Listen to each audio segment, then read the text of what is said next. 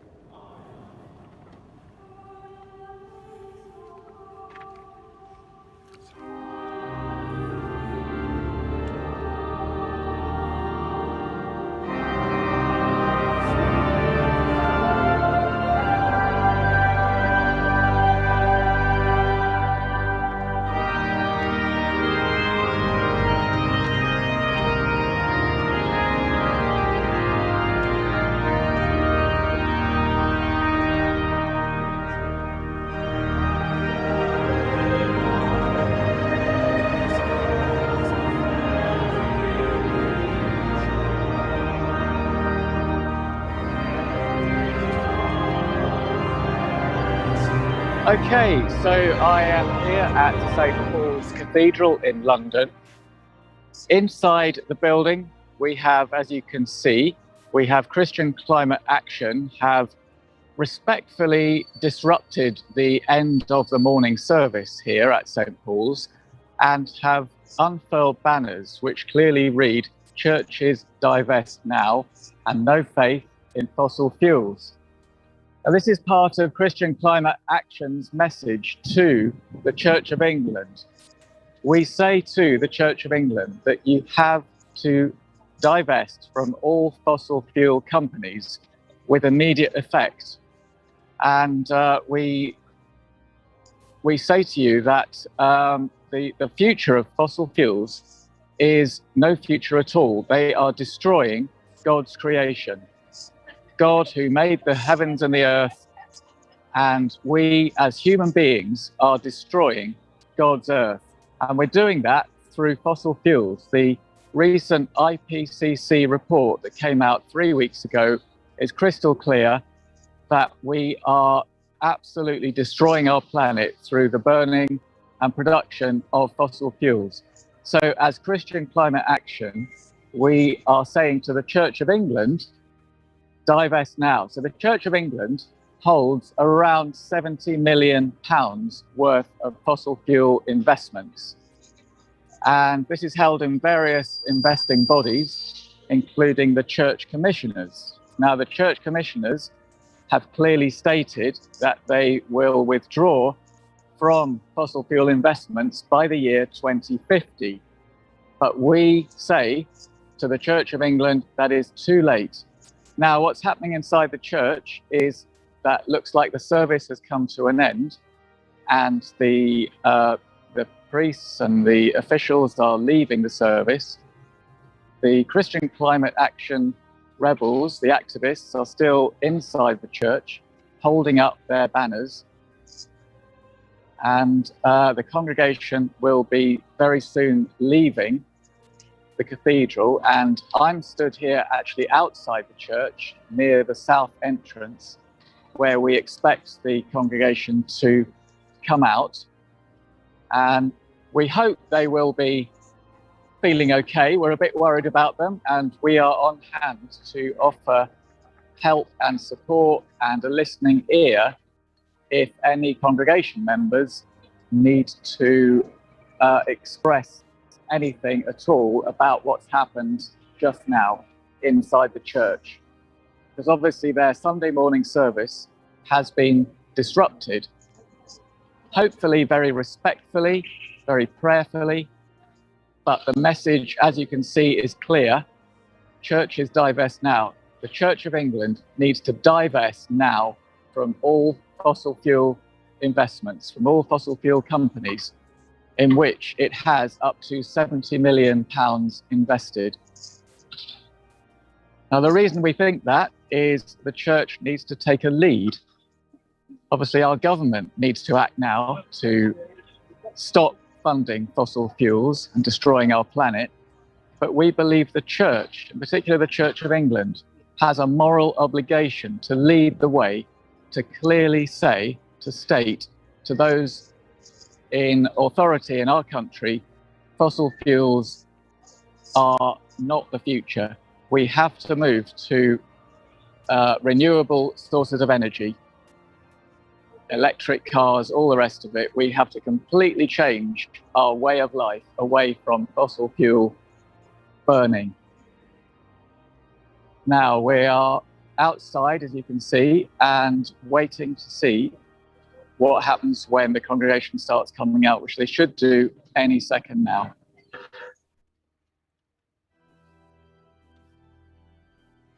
Inside the church, the banners are still up. Now, we don't know how the afternoon's going to play out. There are 2 more services throughout the afternoon. We hope to be able to carry on with our messages, no faith in fossil fuels. Churches divest. We hope to be able to keep those messages loud and clear inside and outside the church for the rest of the day. So we shall see what happens. See the congregation starting to leave now.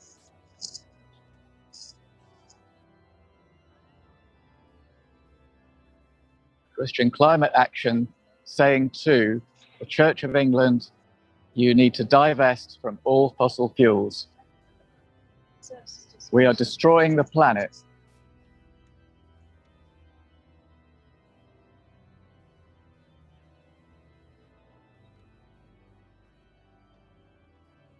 Christian Climate Action are a part of Extinction Rebellion.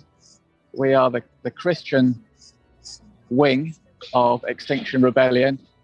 We hold very, very similar views, similar ethos, and similar methods. In other words, we believe in direct action. The only way we can get through to politicians and those in authority, including in the church, as we see, is by direct action, civil disobedience if necessary, to get that clear message across, because we believe that no other method will change our country, will change the authorities. And we call on the Church of England to divest. Churches divest. Other parts of the church we know have divested. The Methodist Church, the Baptist Union, other major church denominations in the UK have taken that step of divesting completely from fossil fuels. The Church of England still has, we believe, 70 million, and this is based on their own financial reporting, 70 million pounds invested in fossil fuels. And we're here today as Christian Climate Action to hold the Church of England to account and say that you must divest. We're asking that you would divest by the end of the year, by the end of 2021. All divestment must have been made, and we ask for a commitment right now that you will do so. And as Christian Climate Action, we also say to you, the Church of England, that you should be at the forefront of holding the government to account. The Church historically has taken one of two roads. The Church has either colluded with the authority, the powers that be. Oh, and I can just start to see people coming out of the south door of the cathedral, so I'm just going to move around the front here. The door is open. So any second now, we should start to see the congregation moving out. I'm just going to move over to the far side of this area here, where I think I have a big Christian Climate Action banner there, deeds, not words. So yeah, we call on the Church of England to speak out to those in power, to the UK government. We call on the Church to be a voice that will change the capitalist fossil fuel society that we live in.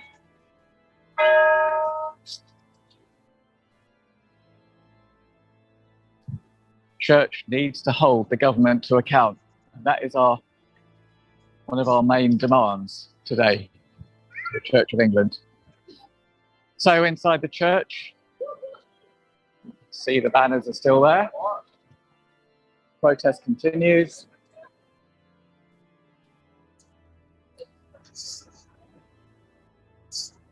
Not quite sure where they're going to be coming out from.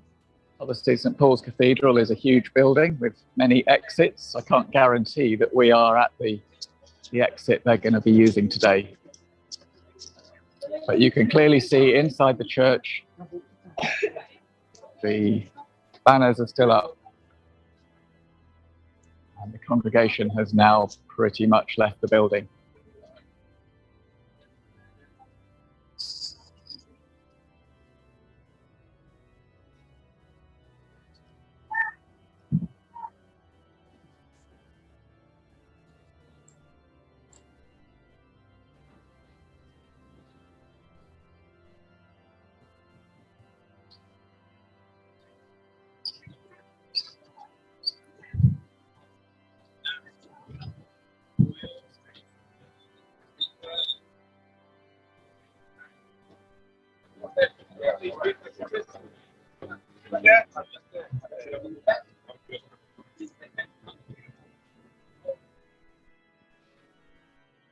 Yeah, so Christian Climate Action has three demands to make of the Church of England. Number one, to announce that they will divest from all fossil fuel investments by the end of the year. Number two, to actually divest by the end of the year and commit to not reinvesting any money in fossil fuels. And our third demand of the Church of England is to say you should act now to speak out to government, to those in power, and speak out against all fossil fuel emissions investments going forward. The Church needs to be a force to speak the truth to the government of this country. Now, it looks to me like the congregation will be exiting from the far side of the building. So the Christian Climate Action rebels around the outside of the building are all moving around to the north side. And the banners on the inside remain. Here we are coming around to the east end of the building, St. Paul's Cathedral here in London. whilst simultaneously the activists on the inside continue to hold up their banners, demanding that the Church of England divests from fossil fuels. Police are here in a few police there on the steps at the east end of the cathedral. But as you can see on the inside, all remains the same.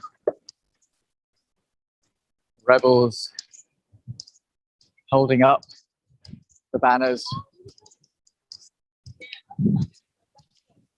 demanding that the Church of England divests from all fossil fuels by the end of the year at the absolute latest, and makes a strong commitment not to reinvest.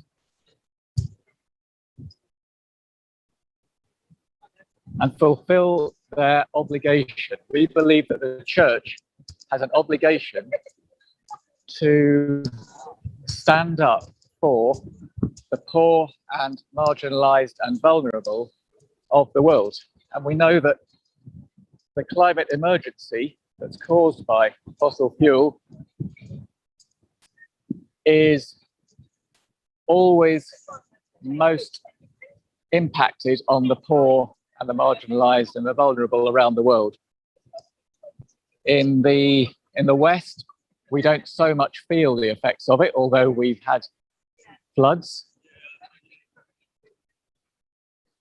And we can see inside, I don't know if you can hear that, but the rebels are speaking out. So here we are on the east end, quite a number of police. And just gonna come around here to show you the banner on the outside of the church here. Church is divest now. And CCA rebels around the east end of the building.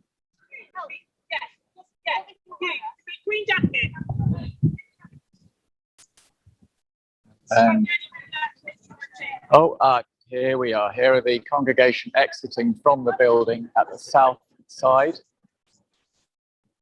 coming out down the steps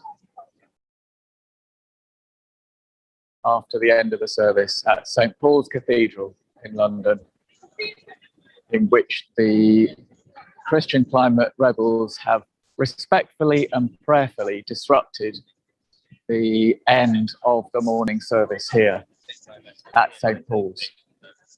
So the congregation coming out now, coming down the steps, filing out. We hope they're not feeling too upset, because obviously they weren't expecting their Sunday morning worship to be interrupted. We have people on hand to... Sorry, say that again.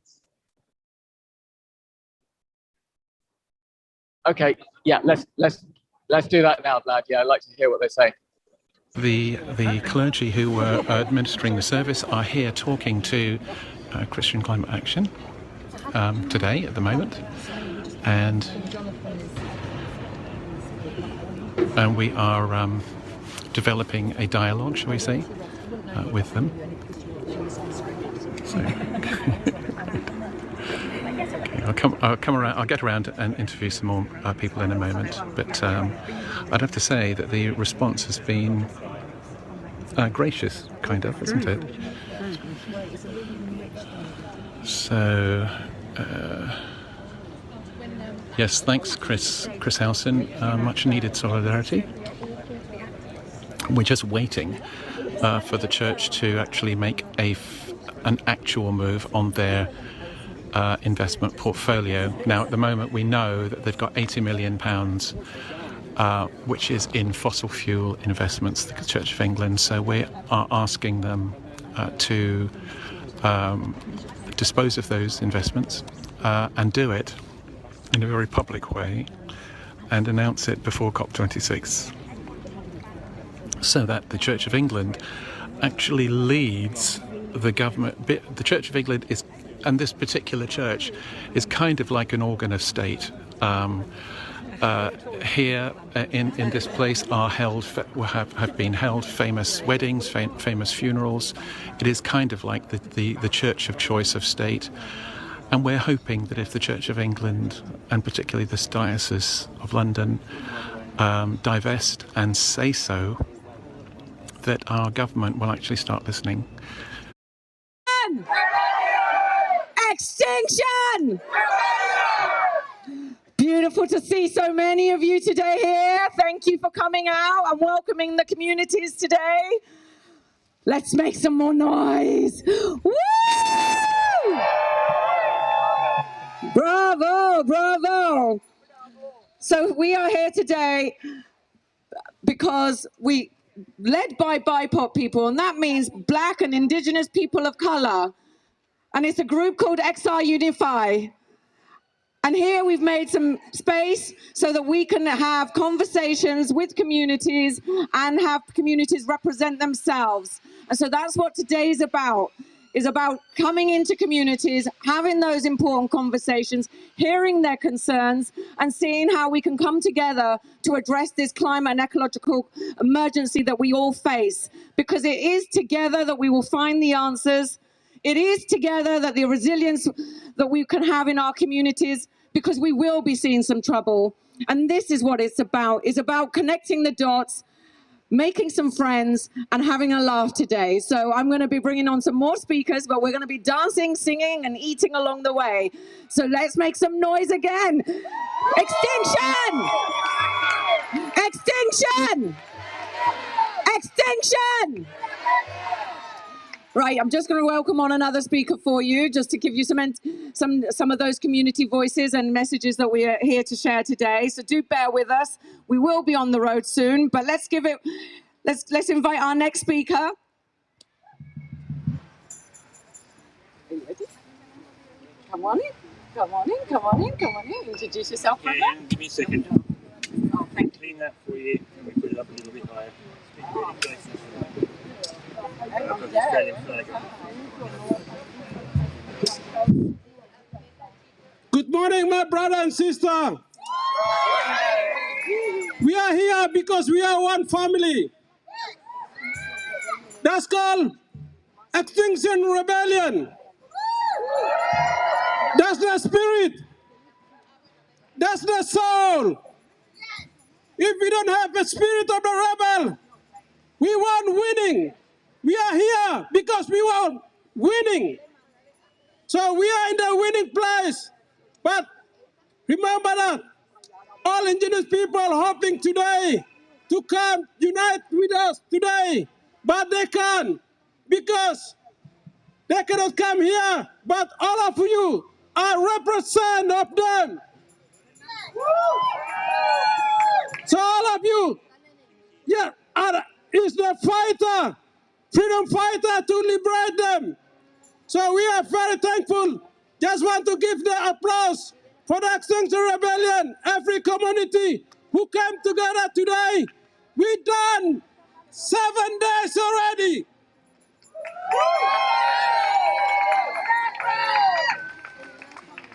We cannot longer. We say enough is enough. This is our time. Make sure our next generation won't fight like this, but we will make sure they will have the place to stop the climate change. Because where I come from is West Papua, occupied, colonized by Indonesia. Why I'm here? Because West Papua's second biggest rainforest. Remember that. Second biggest rainforest. First one Amazon, second West Papua where I come from, and third is Congo.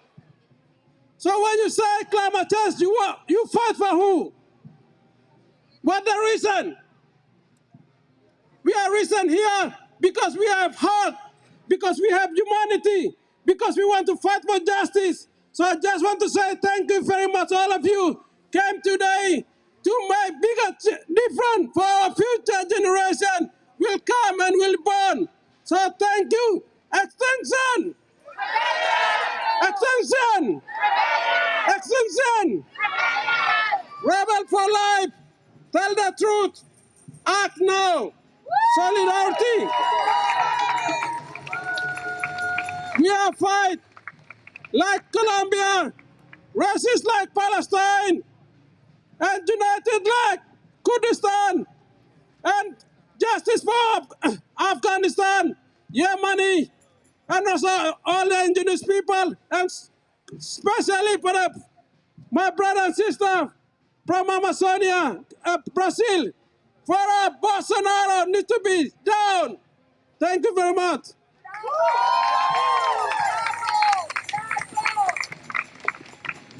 Thank you, brother.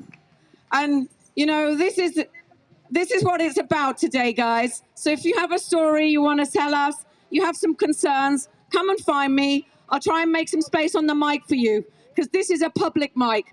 This is for all of you, all of your voices that haven't been heard, all of you that have struggled to have your concerns raised and met and listened to. Because together, when we put the narrative of the global collapse together, hopefully we will join hands and join hearts, because it is going to take a global effort today and every day for us to meet the demand that is upon us as humanity, to find those answers and to find that resilience. It's going to require us all to work together.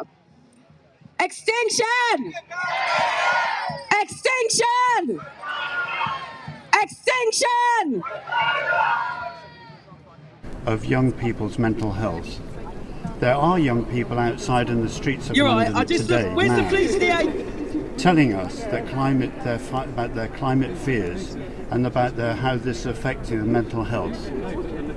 This cathedral is the mother church of the Diocese of London, which has over £2 million invested in fossil fuels companies.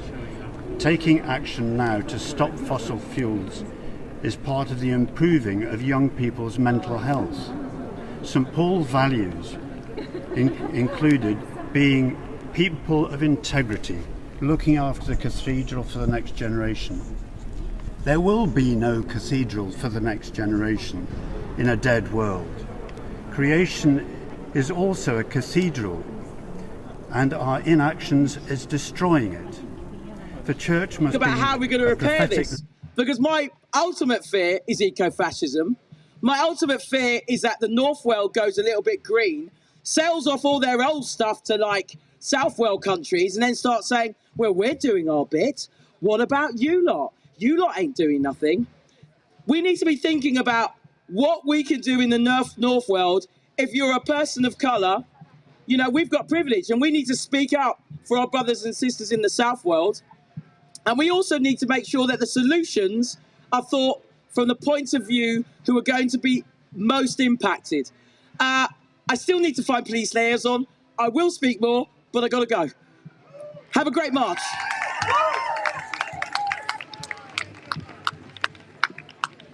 So do remember, if there's community leaders here amongst you, do come find me, because we'll make space for you on this mic. It's really important that we hear from you. It is about collective communities and collective voices. My next speaker is here from Haringey Council, and I'm hoping that this person here, your local representative, is going to be listening today more than they're going to be speaking. But I really want to welcome them, because they're going to help create a safe space, because this is their constituency, to help us have a safe space as communities so that we can raise our voice. Welcome, Justin.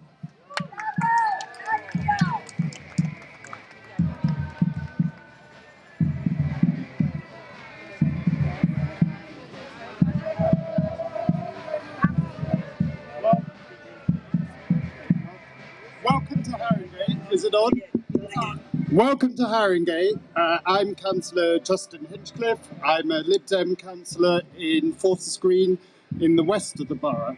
But I think, I'm confident, in fact, that I speak on behalf of my Lib Dem colleagues, and I speak on behalf of my colleagues and Lib Dem friends in the Labour group on the council.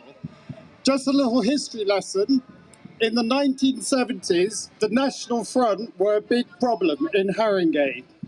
And it was here on Duckett's Common that progressives joined together and fought them off. And we can do it again. When we come together, we can fight climate, but we're stronger together. So on behalf of Haringey Council, welcome to Haringey and welcome to Duckett's Common. What I would advise you to do is contact your councillors wherever you live, contact your members of parliament, contact members of the House of Lords, and tell them that we've had enough and it's time to act. Again, welcome. Thank you so much. Thank you for making it here today. We really welcome your supportive words because it is important, because it's about all of us. But words are cheap, and the test here is whether action follows, because that's what we're asking for. We're asking the church to divest now, not in 2030, not sometime in the future, but now, without delay, because anything else is wicked. Anything else is deeply un-Christian and unloving. And the church can take a lead in our society and can put pressure on other churches, other bodies, other corporations, and so on. So that's what we want. We want action, because life on Earth is at risk. Not sometime in the distant future, but imminently, and people are already suffering. And as Antonio Guterres, of the Secretary General of the the United Nations, said recently, there is no more time for excuses. There are no more excuses. It's a code red. So we now know that people can hear us. We'll come back to you for what you wanted to say when I peeled off to get the microphone. So, well, I think. So actually, do you want to introduce yourself to camera? I'm Steve Jarvis, member of CCA. I think the churches must shake the coal dust from their sandals and turn away from those who market fossil fuels, who push them, who have been responsible for crushing the science, for quietening the science, for lobbying. You must shake that coal dust from their sandals and act as if the Gospels were real. We heard in the first reading today, there's no point looking in the mirror, we need to be people who act. That's what counts, that's what we need the church to do now. That's a wonderful sentiment, thank you. Straight from St. Francis, I think. Sorry? Straight from St. Francis. Go out and preach the gospel. Use words if necessary. Yes. So deeds, not words. Yes. So here we have a Metropolitan policeman. This gentleman hasn't. Farrell speaks for me. Yes. Okay. So as far as today's concerned, it's this is the furthest you're going to go today in terms of actions. I can't answer that question. All I can say is that we have no intention of perpetrating criminal damage in this space. In this space. And what's your name, madam? My name is Val. Val? Thank you. So I think they're all just deciding what's happening today. And you plan to be inside the church for the rest of the day? Yes. Yes. And unless they come up with the letter that we've asked for. Okay, so it's conditional, you'll be in here. We I think it's probably... So it's getting very mixed wires yes, here. It is. He's giving conditions for you staying here. Oh well, sorry. I think we've made it clear we're staying here in prayerful action as members of Christian climate action. That's all. Yeah. It's just because some people are answering different... Yes. If you see what I mean, that's where the confusion's coming from. We can't say we will never get involved in criminal damage. My British competitors, that I love them, it's the best people in the world. Give us a hand for the cheer for the British people. Yeah! Yeah, I'm not here for the weather, I'm for the people. Right, I'm gonna do a little ceremony because We take it for granted that we get here together and work in the streets and protest, and we have these fantastic guys there. We love you! That look after us and all of it. In Colombia, it's not like that. In Colombia, they kill the young people. They're killing the young people. So we're going to make a little bit some ceremony here. And I will go you through the different parts of the ceremony. So I need some drums. Where are the drums? Okay, ceremony. Ceremonial music, come on. Drums. No, okay, bro.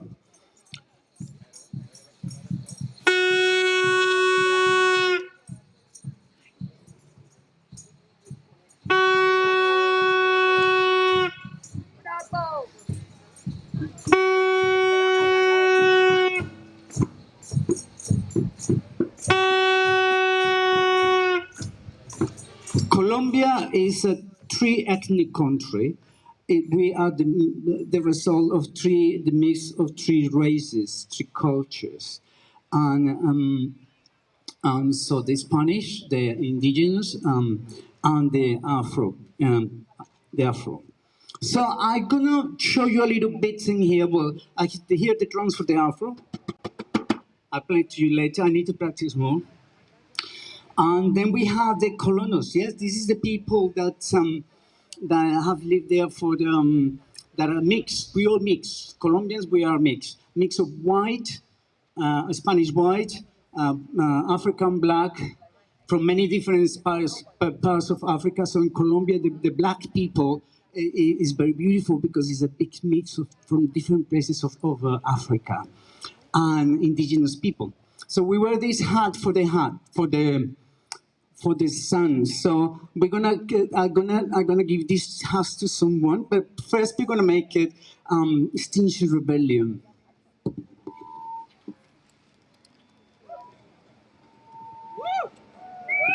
Bravo! Bravo! Thank you!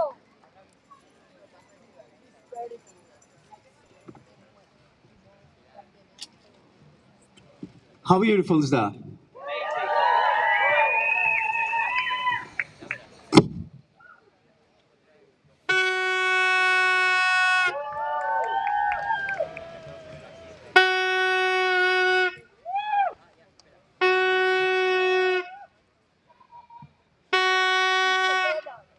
So, who wants a hat? Who wants a Colombian hat?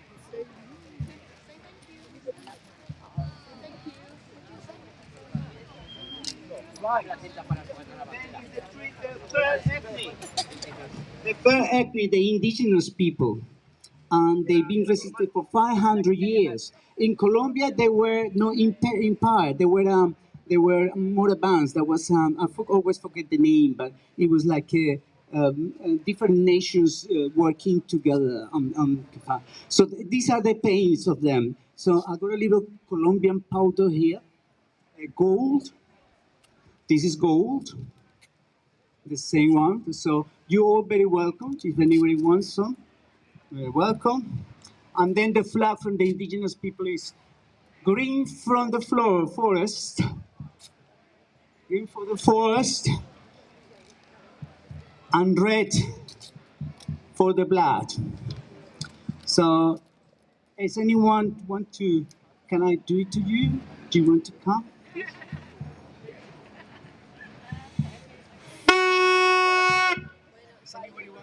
Does anybody want to come? Just paint someone?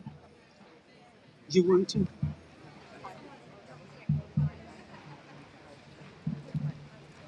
Maybe you want to. Our children that are here now, my grandchildren, their children, their grandchildren, the world that we leave to them will be a very sad and a very difficult world to live in. And that's not safeguarding the rights of children. And the speech that you made from the pulpit was very, very powerful. Did you write that yourself? I did, yes. Respect. Thanks very much. Yeah, respect.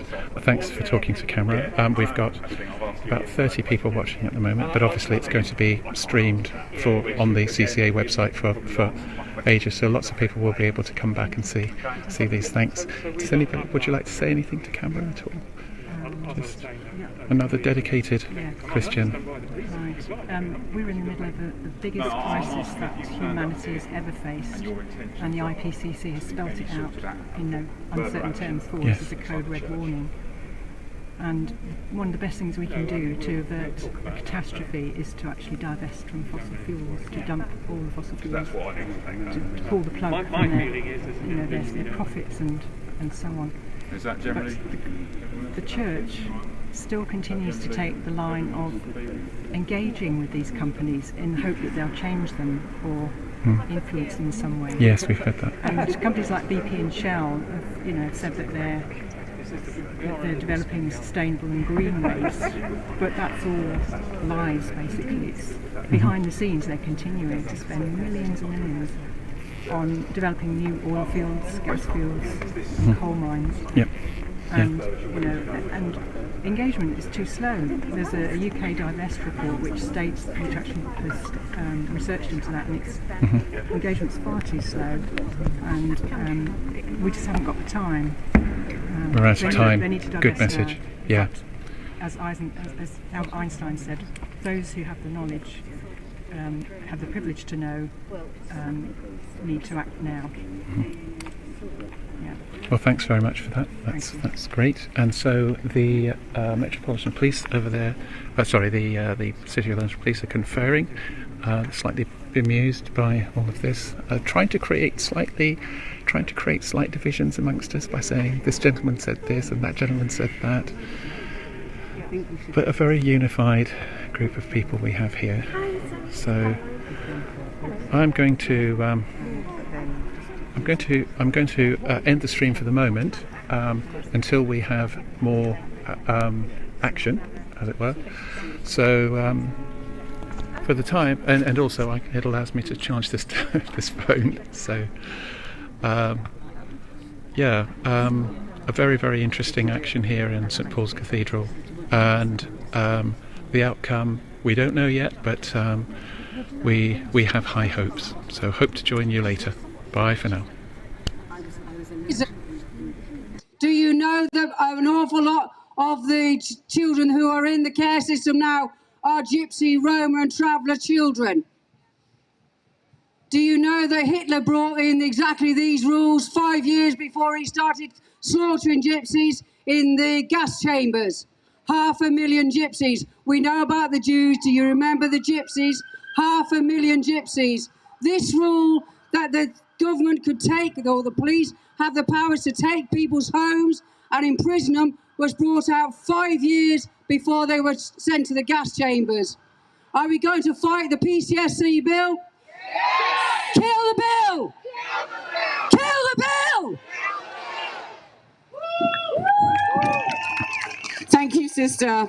There is a timely reminder that we are moments away from losing the right to protest. And it is an alarm that we've been raising for a while.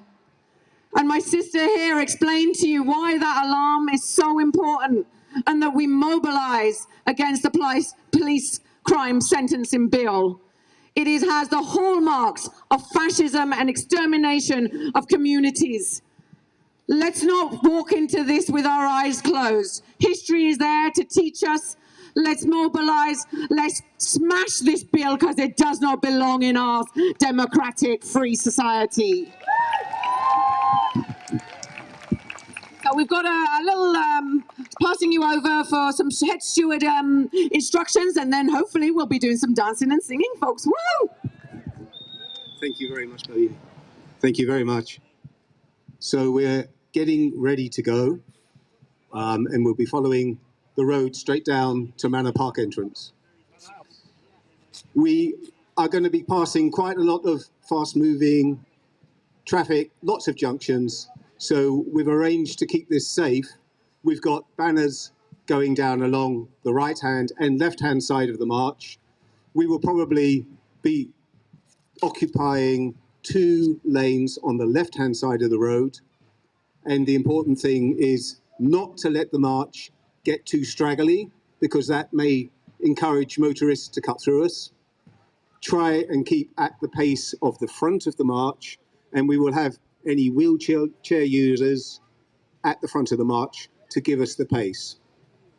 And if you have any problems, any issues, look out for a pink or a white high-vis, and we'll see if we can help you.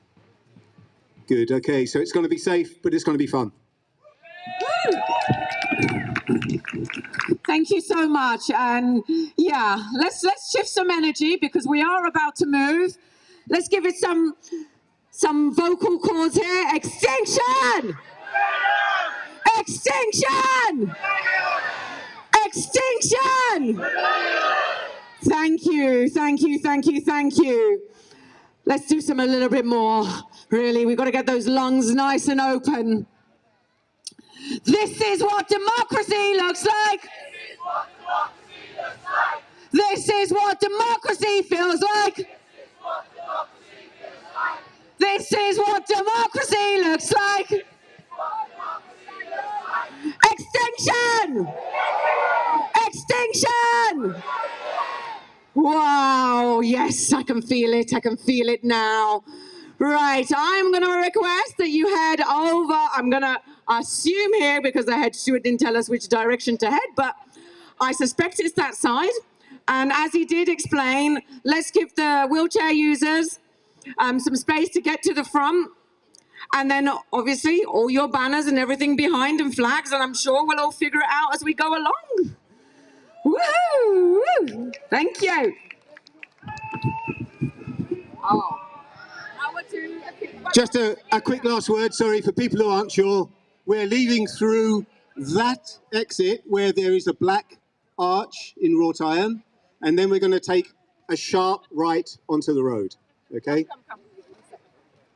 Oh, okay, great. Yep, so start making your way. Here we go. Power to the people! Tell me, can you hear us? Come on, louder! Getting stronger by the hour. Power! People! People! Power! Power to the people! Bloody brilliant. I've just got to make an announcement. What are you doing? Oh, yeah. Ladies and gentlemen, stop where you are, ladies and gentlemen. You all look sexy. And I've got a lifeboat. It's really tiny. You can look at it. It's just over where I'm pointing. You can see there's a little life raft. Now, I need volunteers during the day to pull this thing along. I'm happy to start, because you've got to put your money where your mouth is. But I would like people to volunteer, because what we're trying to show is that we support those souls, those people who've come across because of displacement, whether they made it or they didn't make it, that we're acknowledging who they are. So if you want to pull, just to, you could be just for like 15, 20 minutes, could be 5 minutes if that's all you can manage. Please step up and pull this lifeboat. I can't speak now. Whoa, thank you. Extinction! Rebellion! Extinction! Rebellion! Extinction! Rebellion! Let's do it!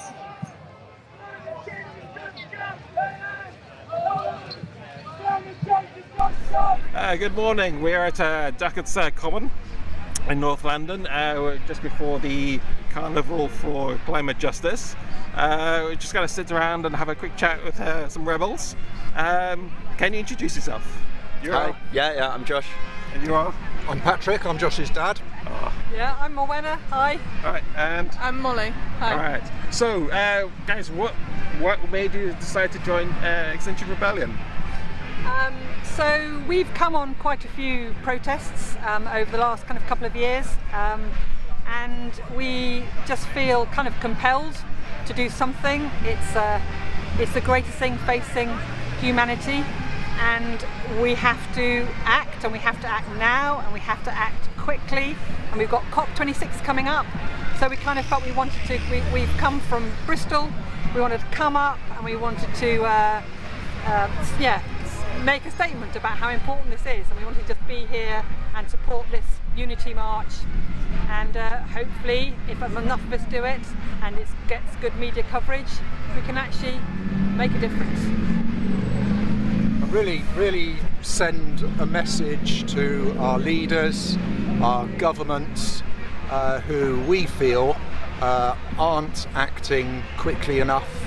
They don't realise the emergency that we face, and all around us we see horrifying and frightening scenes of our world disintegrating, and the beauty of it, and the beauty of nature and our environment and the things that we all love so much, we see them being threatened, and that worries us and causes us great anxiety, and we want something to be done promptly. What about yourself? What brought you to Exile? Was there a family connection? Yeah, so obviously all the family, and I live just down the road, which is but yeah, I mean, really to... So are you part of a local Exile group? Not part of a local. I've been to a few like protests and things, and I've been to a local group once or twice, not regularly, but something that I think is super important, especially with the recent report that came out. The IPCC. Which sort of was saying like that in some cases it's almost too late. It's like for certain things there are things that is just irreversible that we can't change. So we really hit a tipping point. Yeah, exactly. So yeah, I thought it was super important to come, and I think even if you're just present, then it's another person, and then hopefully that gets more and more attention, and just in itself that gets people talking, and people who aren't aware of XR and what the motives are, to have that conversation.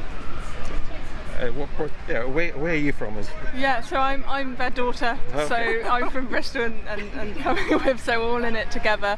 But yeah, it's important to kind of live by your values, and my values is kind of treading lightly on this earth, and we've gained all our resources from the natural world to survive, and we've been supported by our natural world to survive, and now we've got to in turn support our natural world to kind of continue living as we do, so to come and kind of add my voice to that is really important. Well, thank you guys. Have a good day. Extinction Rebellion in North London. We're at the Carnival for Climate Justice. We're setting off here from, is it Duckett's Park, to Finsbury Park. If you're in the area, please come and join us. And if you're watching at home, please share and spread the love. Let's get the camera on what's going on. That was Alex, who was just filming me. Say hello, Alex. Hello. Alex is another one of the live streamers today. We're just outside Duckett's Park now, and we're about to set off. There were some speeches some moments ago, and now, there we go, we're about to set off. Here we are. It's a carnival. It's the Carnival for Climate Justice, and as you can see, it's very much a carnival atmosphere.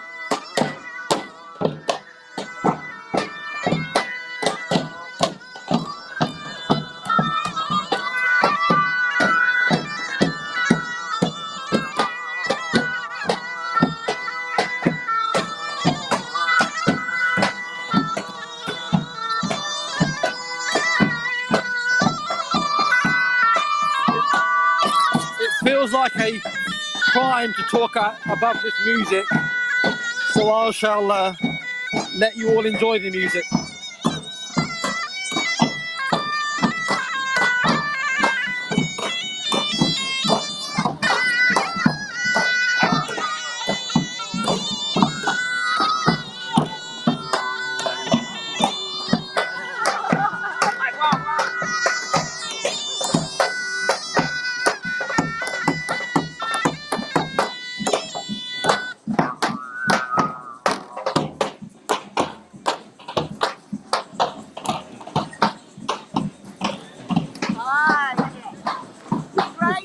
We've got someone here that wants to say hello.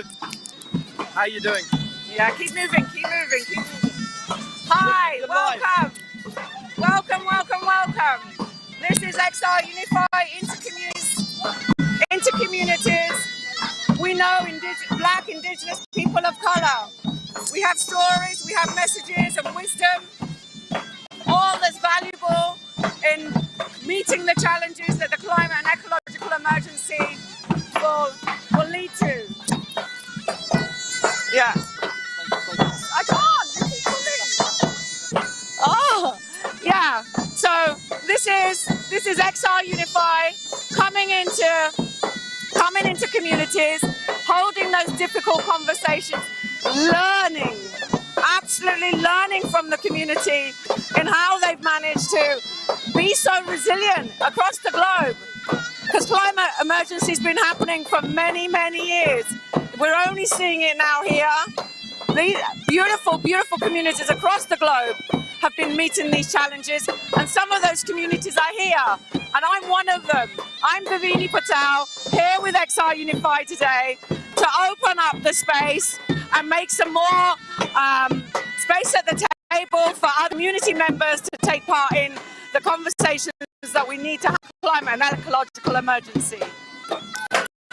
You mentioned the communities here today. I saw a Colombian gentleman speaking. Can you tell us a little about the different communities that are here this morning? So really what we have is a lot of the indigenous communities here. So people from Turkey, from Greece, from South America in Colombia, representing. We've got the Roma and Gypsy communities. Basically, all the minority communities in this country have come to self-represent. And that's the point here. They can represent themselves and their communities. They just need a platform to be heard and to have their voices carried. And that's what XR Unify is about. So in terms of all the different communities that you speak of, can you maybe just talk about one of them and their issues and what they want to highlight? Well, I think the best one would be Indian community. Given my cultural heritage, I'm from India, and one of the things that's happening in India, Delhi is literally underwater every other month. Displacement of people through the rains. My home village in Gujarat is constant destruction of crops. 3 seasons of crops destroyed so far this year. Each time they try and replant, it's either they get washed out or that it's so dry that the crops can't grow. So the turbulence of the climate is affecting communities in India already, and displacement and migration is already happening. And that's what I represent. And I know others here have got the same stories to share with you from their communities across the global south. And hopefully we can talk to some of the others as well. Yes, please. Yeah? I shall let you crack on. Thank you ever so much from Extinction Rebellion Facebook Live. That was Bhavni there, one of the organisers, talking about the effects of global warming in India and her hometown of Gujarat. Sadly, it's a similar story across the world. As I said, there was a Colombian gentleman talking earlier. This really is an issue that nobody can get away from. We do share the same planet, and what happens on one side of the planet invariably affects everybody else.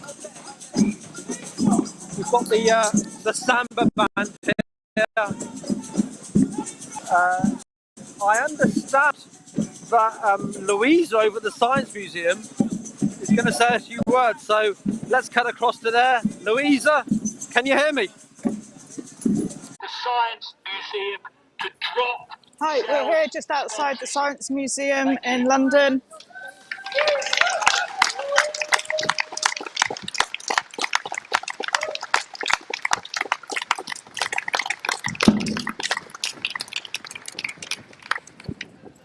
Where people are being killed by oil and by the fossil fuels. There's performance art happening outside the Science Museum.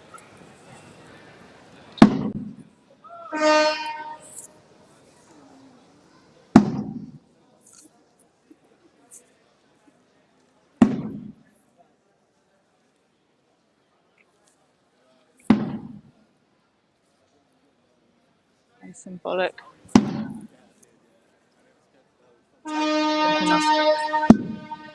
An audience of passerbys, press.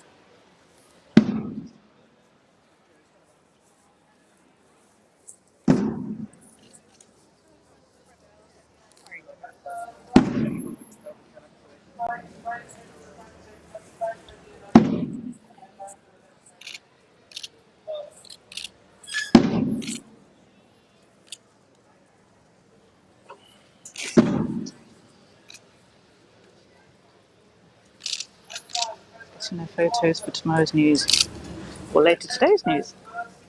This is outside the Science Museum in central London.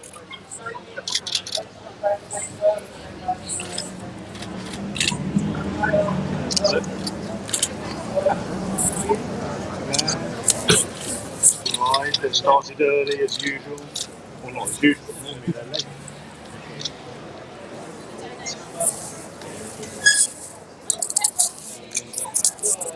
Do any of you want to say why you're here?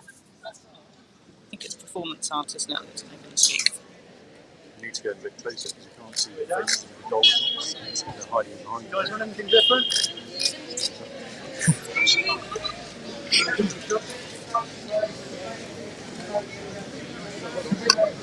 Okay. Sorry. Anyone want to say why they're here today? Would you be up for saying why you're here today for a live stream? Sure. Great, thank you. I'll just get them behind you. Hi, so yeah, tell us where you are and what's going on. Sorry, what was the question? Tell us where you are and what's going on today. I'm outside the Science Museum, and Shell Oil is sponsoring an action about a greener future, which has to be the biggest hypocrisy you can imagine, and total greenwashing, which is why I'm completely dressed in green. I'm a grandmother, I'm 85, and I have immense concerns about the future for our children and grandchildren. So that's why I'm here. So XR have like 2 weeks of rebellions going on across the city. What would you say to people watching this? I urge you all to join. Anybody who's concerned about our future, please join us. We are able to hold the government to account, and there's much more important right now than that. And have you been involved in other actions? Do you think that direct action works? It's like the law. The law is an ass, but it's the best ass we've got. And historically, yes, I think the great movements of Gandhi, Martin Luther King, peaceful protests and the suffragettes, yes, it's worked. But we just need more people on the streets for this to work even better. Thank you very much. Anything else you want to add? Go the rebellion. Thank you, thank you.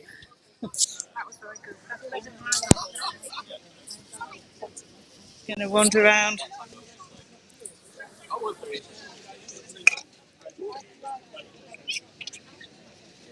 Anyone up for an interview on the live stream? Could you say some words to the live stream? Yeah?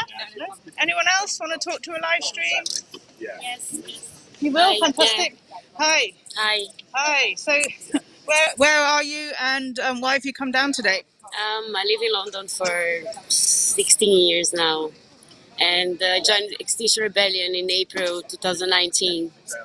It was my first protest And it's nice to see that I'm not the only one in the world who thinks they can make a change. And I believe that's the most powerful thing have been in many years. Yeah, so I'm really happy. I came for the kids area today. I'm looking for the kids area. Yes. And what would you say to people who are thinking of coming out on the streets over the next week? Definitely, anyone who can come and support Extinction Rebellion is the most powerful thing you can do, because you can be really inspired by the others, and you can feel hope, and you can have a better life if you fight for the truth. And, yeah. What's your concerns about the climate emergency? Everything. I mean, we know what is out there. We all have been victims of everything that has happened, and it's time to fight. That's it. Yeah, it's time to come out and fight for the right. Yeah. Thank you very much. So here outside, and I'm going to hand back over to the march.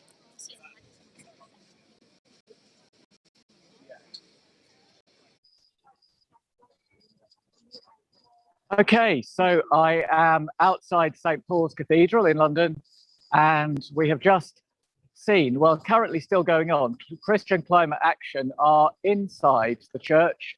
They attended the morning service, and at the end of the service, they stood up and disrupted the end and unfurled banners saying, churches divest now. Anyway, we have here Rachie, who was one of those rebels inside the church with the banners. So I'm just going to say, Rachie, how are you feeling now? What happened inside? Tell me all about it. So, yeah, it was amazing. It literally was. So we had the service of worship and we were part of the congregation, which was wonderful. Obviously, you're feeling nervous. You're hoping you're going to go at the right time, etc., etc. And then there's communion. Then when everybody had communion, then we went and formed in formation and unfurled the two banners in a beautiful kind of semicircle and stood behind in solemnity. There's a little bit of a Tese chant going, difficult behind a mask. But what was profound was then Karen read the statement out from the pulpit, but they turned the microphone on for her, which was quite wonderful. You could hear a pin drop, and at the end of when she spoke, the congregation clapped. And then after that, the dean or whoever was running the service thanked us, because bizarrely, what I haven't mentioned is it was a bit like the Red Sea parting, because all the prayers and the readings were all around. Don't just speak, act. Don't just speak, act. The sermon was about what's been in the news this week, and she mentioned climate breakdown. So it literally was like a segue. We sort of stepped onto solid ground and did what we do best, which is worship in body and in truth. So now what's happening now is they're negotiating, the police have arrived, they're negotiating what's going to happen now, the no comment line, and then we're trying to work amongst ourselves some consensus around what's going to happen now. But ostensibly they're going to remain for the next two services, at very least till 6 o'clock when the St. Paul's shut, and then after that, that's up for negotiation amongst the CCA group. I'm only leaving because I have to go to New Haven for the next leg of the journey. That's amazing, Rachie. So what you're saying is that the rebels are being allowed to stay in the church for the afternoon, even though they've got 2 more services throughout the afternoon. So the people attending those services will clearly see the guys that's the in there. negotiation point at the minute, because the letter was given, which they want signed, saying they will agree to a meeting this week and agree to divest. So there's a kind of, not a condition, but there's been that letter that's been sent. So yes, at the moment they're negotiating whether they're going to be on the sides, but still be seen. Basically remaining in an act of prayer, physical prayer, and holding that space as a sacred space. So that's what they're negotiating between the police and the authorities. Got you. Can you just talk us through the key demands that Christian Climate Action are making to the Church of England in this protest that we're seeing today? For me, it's really clear. Okay, so Jesus is really savvy about money, all right, which is why he never carried the purse. He gave the purse to Judas, and we know what happened to Judas. But the problem wasn't Judas's, in my opinion. It was the disciples who never said, "You don't look like you're doing so great, brother, with the purse. What's going on with you?" So for this, the action is saying to the Church of England, "This is an act of accountable love. You don't look like you're doing so great with the church, with the purse, guys." They've got 80 million quid invested in fossil fuels.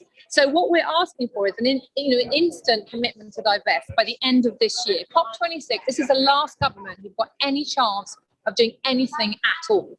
And we know the situation. I don't need to give you any more science, but the demands are take seriously, divest and commit to divest now. Meet us next week with some kind of, big brains and actually do what you say you are doing. You can't have clean lips if you have dirty hands. I mean, it's quite straightforward. And do you think the church has a role to speak out to government then? I mean, we have a prophetic role. Otherwise, we might as well just be government, right? I mean, I think if Jesus rocked up, he'd be holding a whole lot more than just banners. That's my thing. I think he got off lightly with CCA. So I think, this looks like Rome. I mean, to be honest, this looks like Rome. It doesn't look like the church. It is unrecognisable from early church. It is unrecognisable in terms of justice. So, we're just calling the church back to who she should be, which is the prophetic body. So this is an act of deep love and accountability. So that's how it's actually so far being received. Yeah, that's brilliant. Thank you very much, Rachie. Thank you, and well done. Well done to all those brave rebels inside the church. Yes. Prayers and love with you guys, and have a great rest of the day. Thank you. All right. Thanks a million. Okay, and handing back to you now.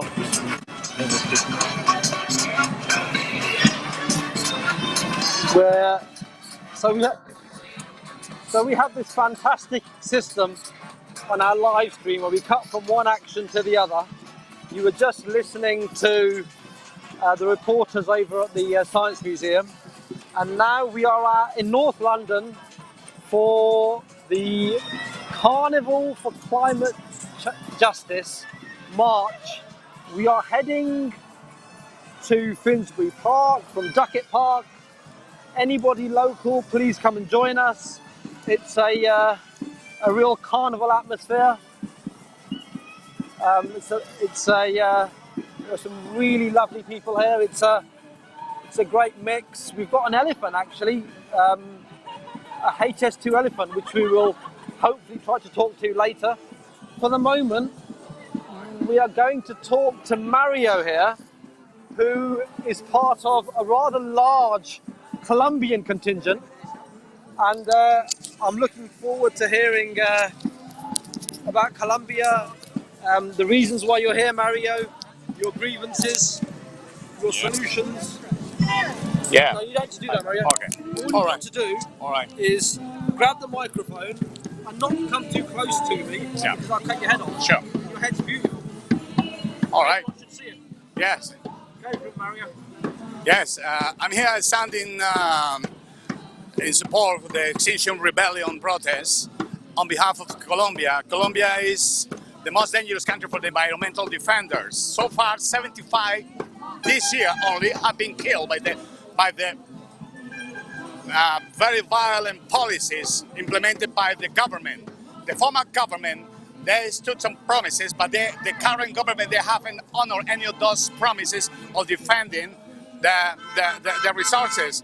And current president, Ivan Duque, which is a puppet of the mafias in Colombia. Colombia is a narco. Did you say he's a puppet of the mafia? Yeah, because Colombia is a narco-terrorist state.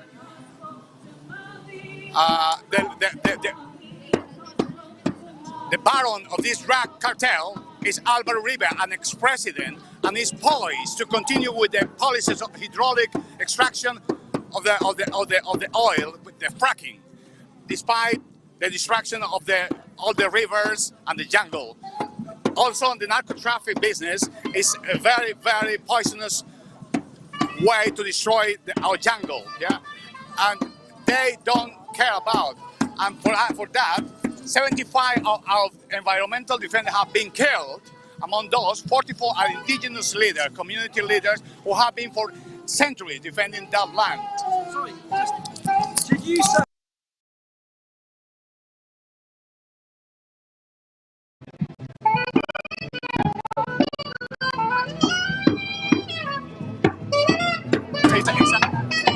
Human rights observers, they have found Colombia the most dangerous country for environmental defenders, and that the figures shows. Just to clarify, you're saying that Colombia is regarded as the most dangerous country for environmental activism. Yeah. And not only for the fracking, but also for deforestation on the jungle. We had 5 different jungles surviving being defended by the indigenous population, indigenous communities. They were offered this reserve a long time ago in the 70s, but now the government itself is implemented like a sort of narco-paramilitary movements just to take out responsibilities, to get rid of the responsibilities, and they are killing almost on a daily basis. And all those who have managed to survive, they are hiding because they are under death threat by these so-called paramilitary movements. And the government hasn't done anything to stop this current bloodshed what's happening in Colombia. So, what's the solution to this? The solution is definitely a change. We are fighting for a change in the old rancid elite that ruled Colombia since the so-called independence. There is no independence in Colombia, and I keep insisting, it's a narco-terrorist dictatorship. Despite these big corporations and the multinational corporations, they are backing up the government. So far, on the 28th of April, the people have woken up and they started a national strike. That strike hasn't stopped. It's 4 months so far, 120 days without stopping, and the world they don't know anything about it yet. Boris Johnson has said, as an utter war of condemnation of that government that are killing. The Human Rights Watch went to observe, and they gave the verdict, 100% responsibility on the killing of civilian and innocent people to the government, and nothing has been done yet. It's a bloodshed happening on a daily basis in Colombia, unfortunately. Mario, that's absolutely shocking to listen to, and I'm sure that the people, you've educated a lot of people watching and raised the awareness about the issues in Colombia. You've got lots of banners here and a man with a coffin. Maybe we could just walk, there's so many of you here, maybe you could walk around and just explain a few things to me about the banners. So this one here, this one says, "Stop fracking in Colombia." Stop the fracking. It's now a law, and despite all the condemnation and all the opposition by the majority of the people, because that's something that is affecting the whole of the country. One river, the second biggest river in Colombia, have been dried up. No water, because they just doing exploitation. And Álvaro Uribe is the main responsible during his presidency, and now he's got this puppet president called Iván Duque, who is not honoring any of the agreements done with the guerrilla when they signed the peace agreement. Nothing has been honored yet. So Mario, there's another banner here that says "See Allah." What does this mean, and what is it representing? Yes to life, no to the glyphosate. And while you're at it, the lady's got a coffin in her hand as well. Yeah, and what are these two things? Because in the so badly called, because I call this drug against the war against drug trafficking, is a fake drug war, because they just using the glyphosate, Monsanto's poisonous spreading all over the jungle, just to kill the jungle and to start mass agricultural projects. We start the GMO production. This is the plan. They don't have any good intentions towards the people. They don't care anything. And people in Colombia are dying because of this spreading, this fumigation happening on a daily basis. It's sad. And the world got to know this, for God's sake. We got to get united. The only way to change it, the lead is being proven day by day in history that they don't want anything good for the humanity. It depends all on us. We got to empower ourselves and get rid of that elite that had always, having disregarding towards people. This, what's happening now, is a waking up call for the whole people to get united. Mario, thank you ever so much. You are a worthy spokesperson for the Colombians here today, and you've done, I'm sure, the Colombians and the Colombian people, you've done them proud today. Thank you very much for sharing. Yeah, thank you very much. I shall move on.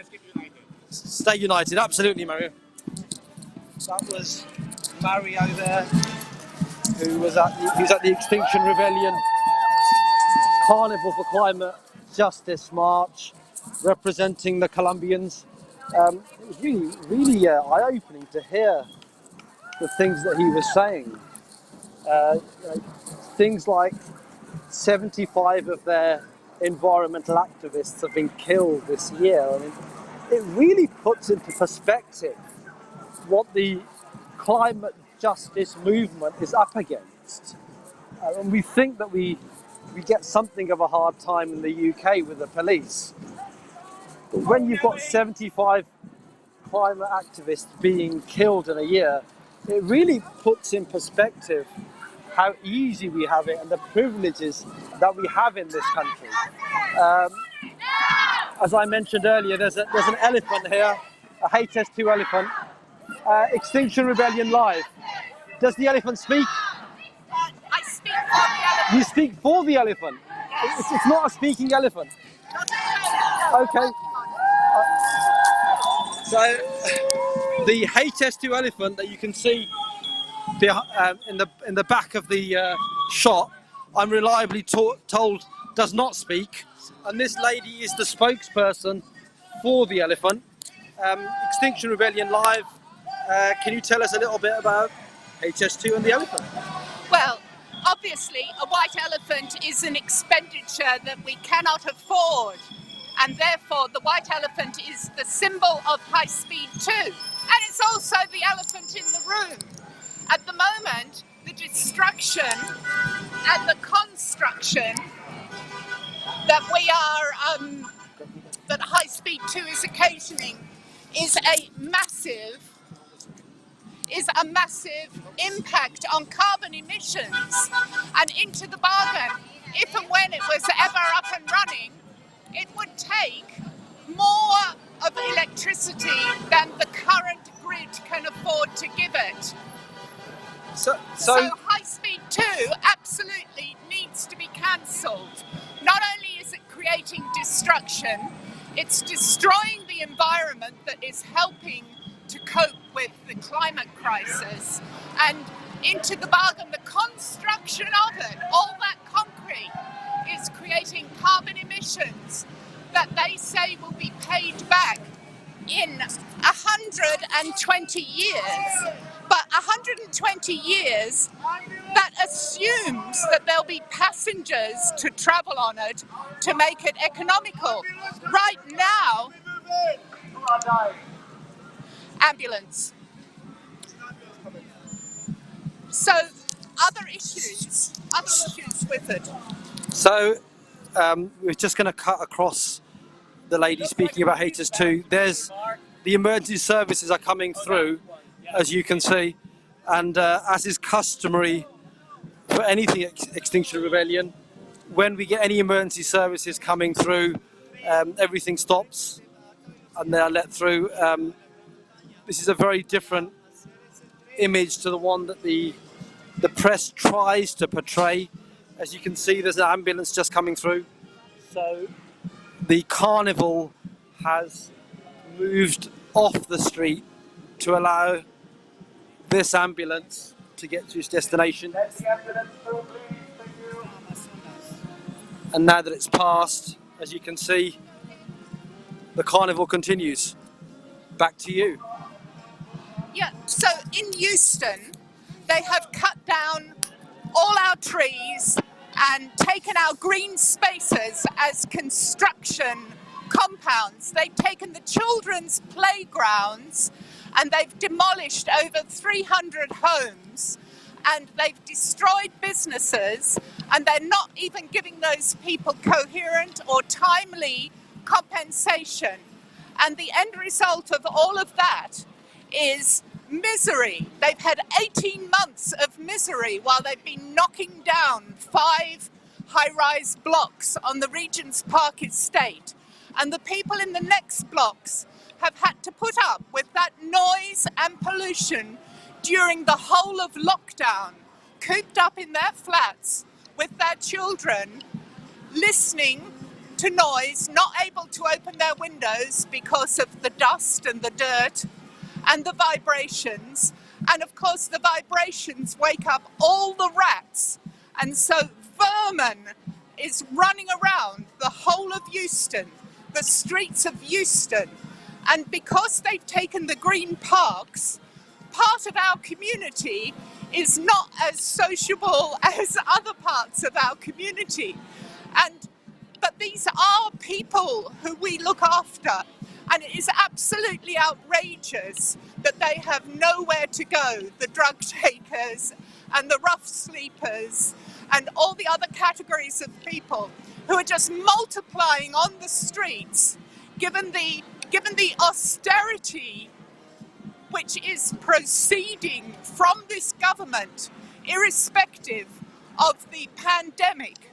So with austerity, we are having a trebling 3 times the numbers of people coming to food banks, people unable to put food on the table for their children.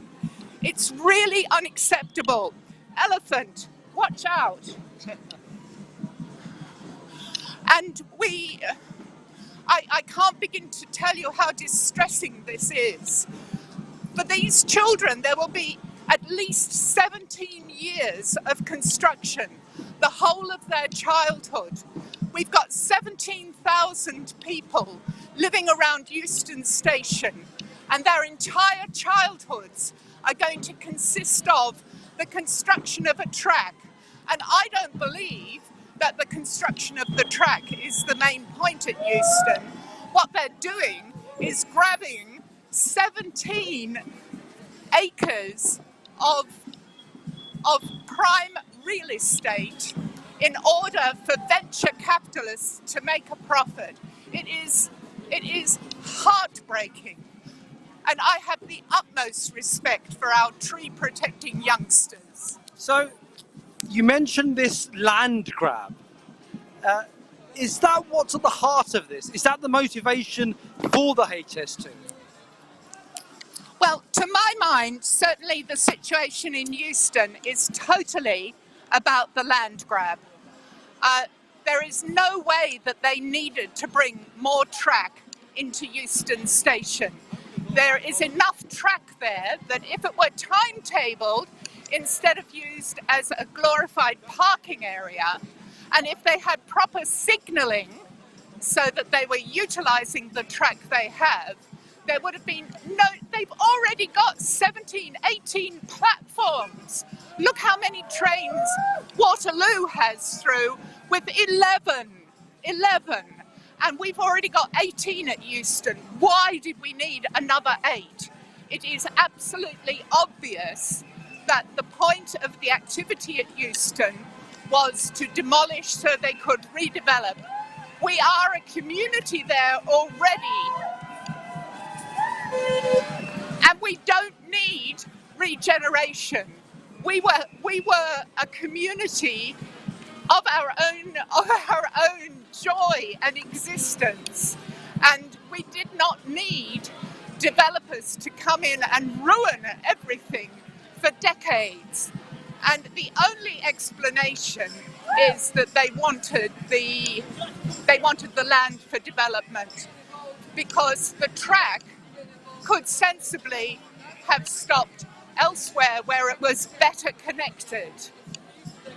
We've been campaigning against High Speed 2 since it was first proposed in 2008, because it was clearly stupid.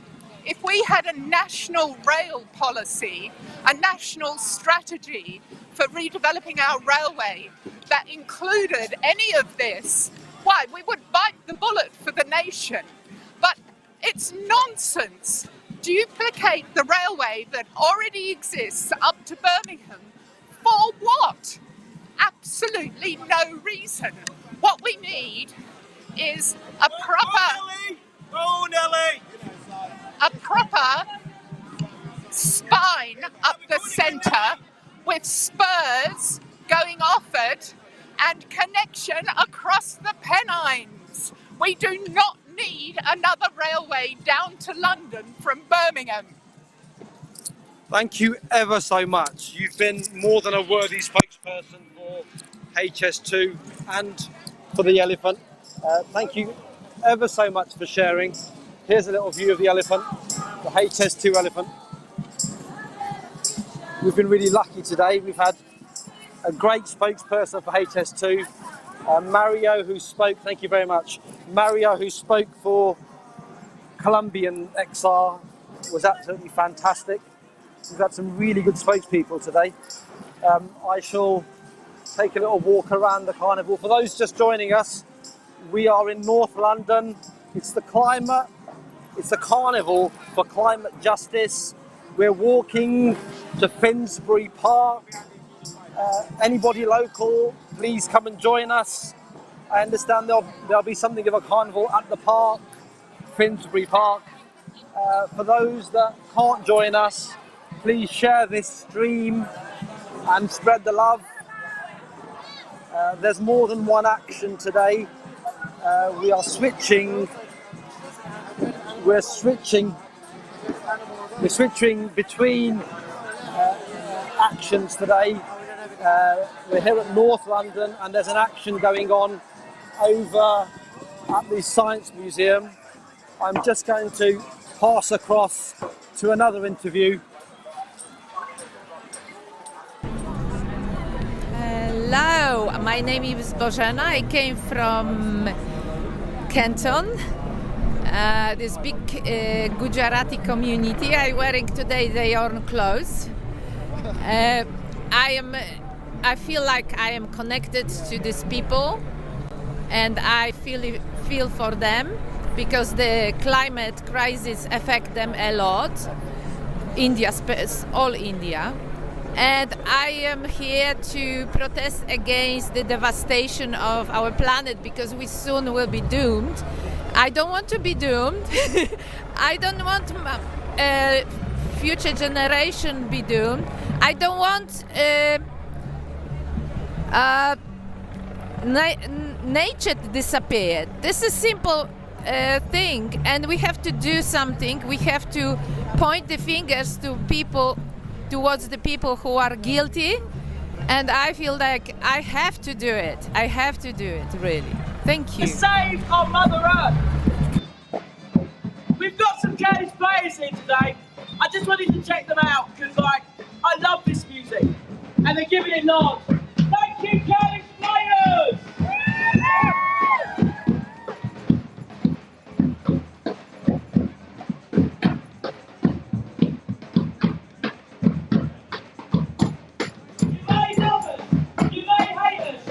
We care about the environment. We care about Albania. We care about Turkey. We care about the Kurds. We care about Europe. We care about Africa. We don't want this world trashed. And if we let the government and other people carry on, they're going to trash everything.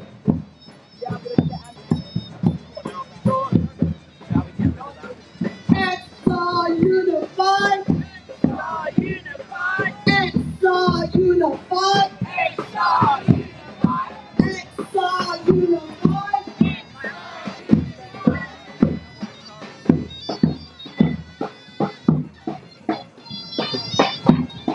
What do we want? Climate justice. When do we want it? Now. What do we want? Climate justice. When do we want it? Now.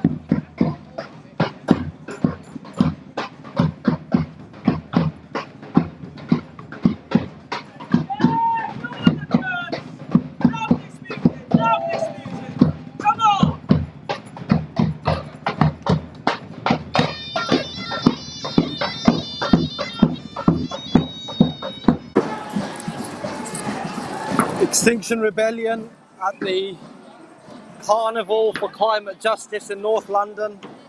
We're walking to Finsbury Park. It's a real carnival atmosphere. If you're nearby, please come along. There was an action this morning by the Chinese contingent of Extinction Rebellion. We're going to cut across to there and see some footage now, so enjoy.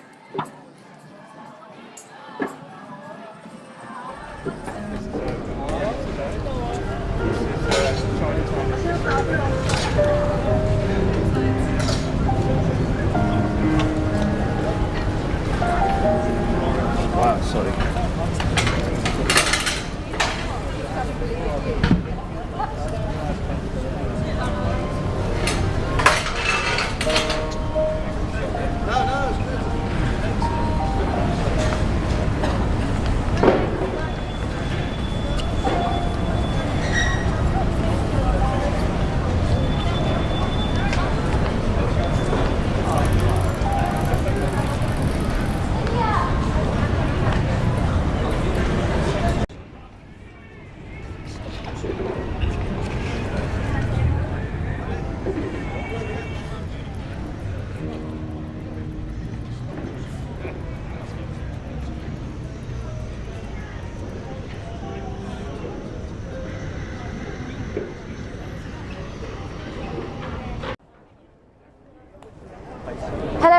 everyone, today we are here in Chinatown. I'm Zizi. So we are on Wardour Street right at the moment, and we are holding a symbolic ceremony honouring the dead, the people who lost their lives in the flood in Zhengzhou, China. So what we have here is a traditional ceremony that we hold to honour our dead. We give them offerings of fruit and we light a candle. So the flooding that happened in Zhengzhou, it was what we call an unnatural disaster. It's one that has been caused by climate change, which has been brought on by our activities over the last century, since the Industrial Revolution. So it would be things like the increasing greenhouse gases contributing to global warming, and where we are headed right now is we have a guarantee of 1.5 degrees of global warming since above pre-industrial times, and this has basically guaranteed catastrophic climate change. What we saw with the horrific floodings in Zhengzhou and across the world, including fires, entire countries being set on fire, this is essentially just the beginning. We are looking at much worse that's going to head our way. These things aren't freak accidents, they are not flukes. We caused this and we need to clean up this mess. The latest IPCC report that's been recently released has basically said that we are in fact heading for 3 degrees Celsius of warming. And this means that we're in for food scarcity, for water shortages, and this isn't something that's going to happen in 100 years or so. This is something that is already happening right now. So we've set up these pink tables that are really iconic at the moment. We've got a banner that says Crisis Talks, and what this is we are reaching out to the Chinese community here in Chinatown and asking them to come to the table and talk about climate change, because the first step to solving any problem is to admit that there is a problem, and it is scary and it is challenging and it is difficult to face.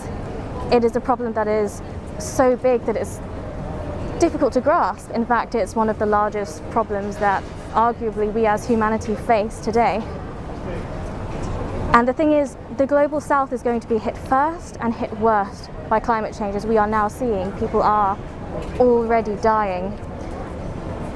And that's why I'm inviting people from the global south, people from China, East and Southeast Asians, to come to the table to talk about what is happening, to talk about our fears, what's going to happen to our countries that we come from, to our family back home, mass immigration, food shortages, and what we can do about it.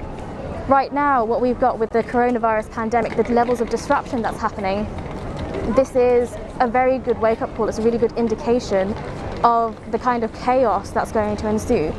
In my country, where I'm from, Malaysia, we recently had a campaign called the White Flag Campaign, where because businesses have been closed, people have not been able to go out and earn money to make a living, to feed themselves. So the White Flag Campaign is one where you hang up a white flag outside of your house, and it essentially signals to your neighbours and people passing by that they need help, that if you have anything to spare, any food, any groceries, that they would be very grateful to receive them. By 2050, it's predicted that at least half of my country, Malaysia, is going to be underwater. That's half the population that are going to become refugees. That's half the land that's not going to be viable for crops, for growing vegetables or food. And that's barely 30 years away. That's in my lifetime. It's in your children's lifetime. The kinds of things that we are going to face are immeasurable. So I invite you all to come down to Chinatown today and come and speak to us, come and talk to us, come and address your fears, and let's face this together. Thank you.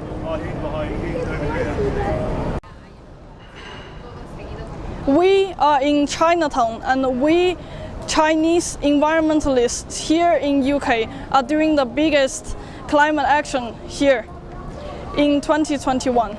And we are doing a dying in the Chinatown to recall the Zhengzhou floods that happened in China 4 weeks ago. It is a devastating flood that crushed thousands of people's lives. And the dogs and pigs, and we can see them, are being tortured and being flooded in this devastating flood that it is the biggest in the last 1,000 years.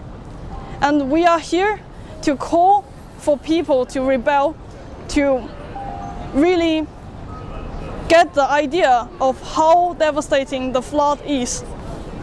And here in London, in Walthamstow, in Redbridge, and in Olympic Parks, we can also see the same devastating floods. And here in the global north, people already have the awareness of the climate and ecological crisis, but we need to act because we have the privilege to know, and we must unite and set aside all the differences between humans because we are one species. And now this impossible flood that never happened in last 1,000 years have happened. That's why we need to make the impossible rebellion happen. Join us in Chinatown and join us in this biggest rebellion in UK in 2021.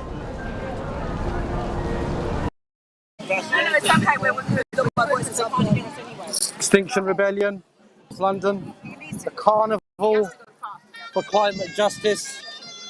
We're walking to Finsbury Park, and we've got someone very elegantly who wants to talk to us. Hi. How are you doing?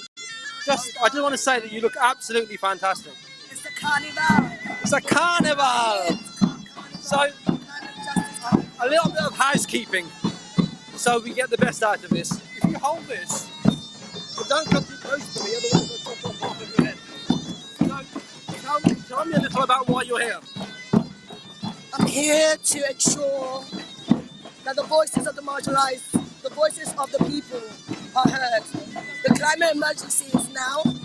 The climate emergency is now. We need to make sure that the global south is being reflected in this conversation. When we talk about act now, we're already acting in our communities. We're already fighting for justice. Whether it's in India, Pakistan, Nigeria, the Caribbean, the sea levels are rising. Our people are dying. We've got catastrophes all across the world. We cannot remove environmental racism and climate change. We need to constantly have these conversations. And we're speaking to our allies, and we're asking our allies to do justice for us. Be better allies. Act now. Help our community, they can be heard.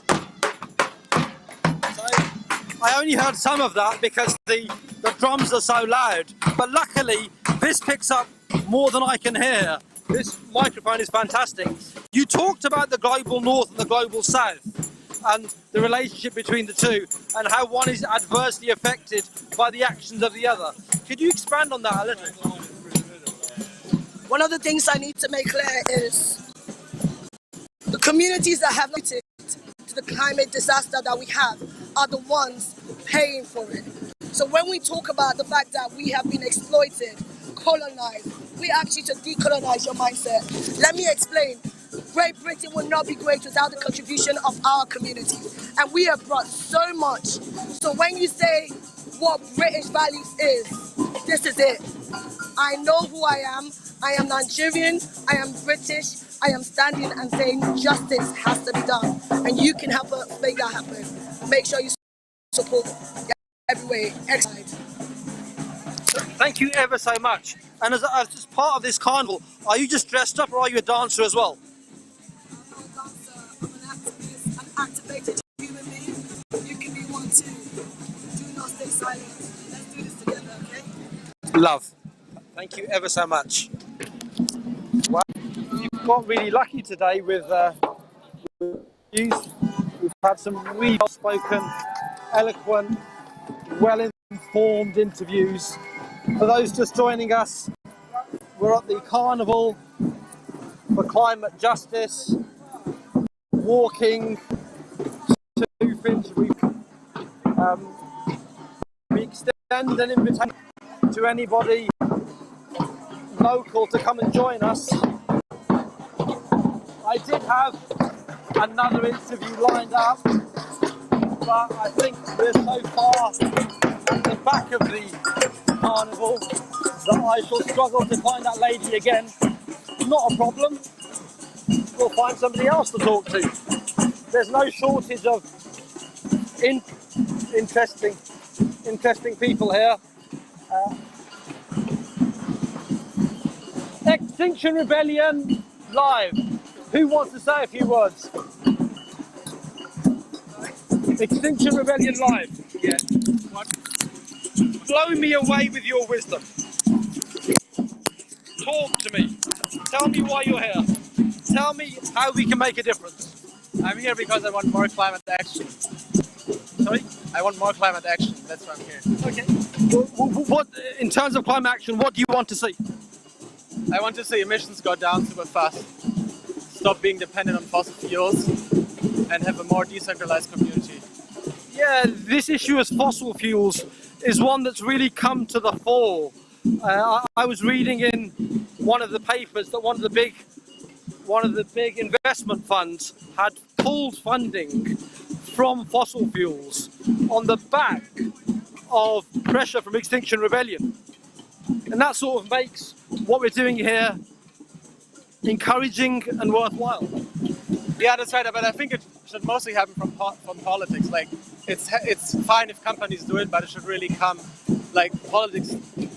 A company shouldn't just decide if they do it, they should have to do it. I totally understand. However, in the absence of strong leadership from politicians, all that we can do is put pressure on private enterprises and hope that they buckle under the pressure. Having said that, I totally agree. We're crying out for stronger leadership from politicians. Yeah, that's right, I agree. Thank you ever so much, and thank you for holding this banner. Let's give your banner some love. Let's put it out there. Fossil fuels, no. There you go, fossil fuels, no.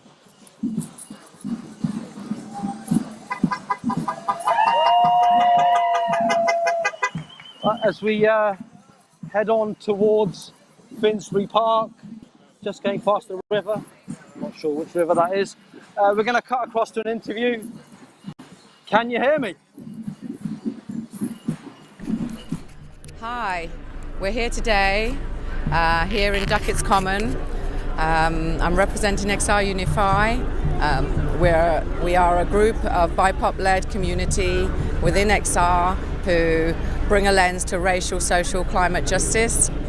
And today we're here with the community, bringing some joy and some love with some music, some dancing, and then we'll be heading into the park where we'll have face painting and creative arts and some dancing instructions and again lots of music. So it's about celebrating all of the beautiful things that the multicultural communities can bring to a table, but also acknowledging migrant justice, because we've seen the awful news that's happening, displaced people really across the globe now. It's about bringing a lens to that we will all be displaced soon enough if the climate and ecological emergency isn't dealt with in such a strong, rapid way, because this land is also vulnerable.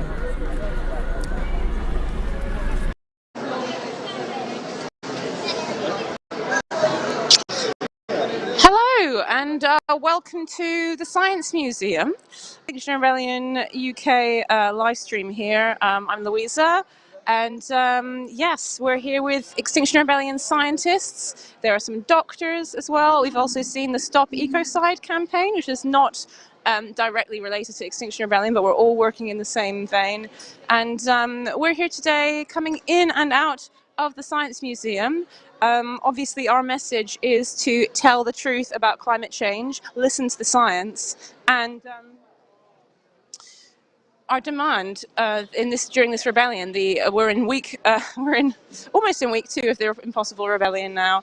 Our demand is to stop all new fossil fuel development now, and we're here today because we're calling on the Science Museum to really step up to the plate as well. Although our immediate demand is not for them. It's for government. The Science Museum plays a huge part in the role of the nation in explaining science, especially to inquiring young minds who might be our future climate scientists, our future microbiologists, ecologists, and they need to be told the truth about climate change as well. There's an exhibition right behind me here called Our Future Planet, exploring carbon capture and storage and solutions crisis. That's great. We absolutely want to foster a debate about the ways forward to worst of the sting out of the tail of climate change. But this exhibition has been sponsored by Shell in huge part, and we believe that that's not acceptable. And it's not just Extinction Rebellion who are saying that. A lot of people through the scientific community are aghast, really, that where we should be, the Science Museum should be a free institution, exploring ideas in a non-partisan way, and encouraging the public to do the same. Shell, being a major sponsor of this exhibition, being a huge fossil fuel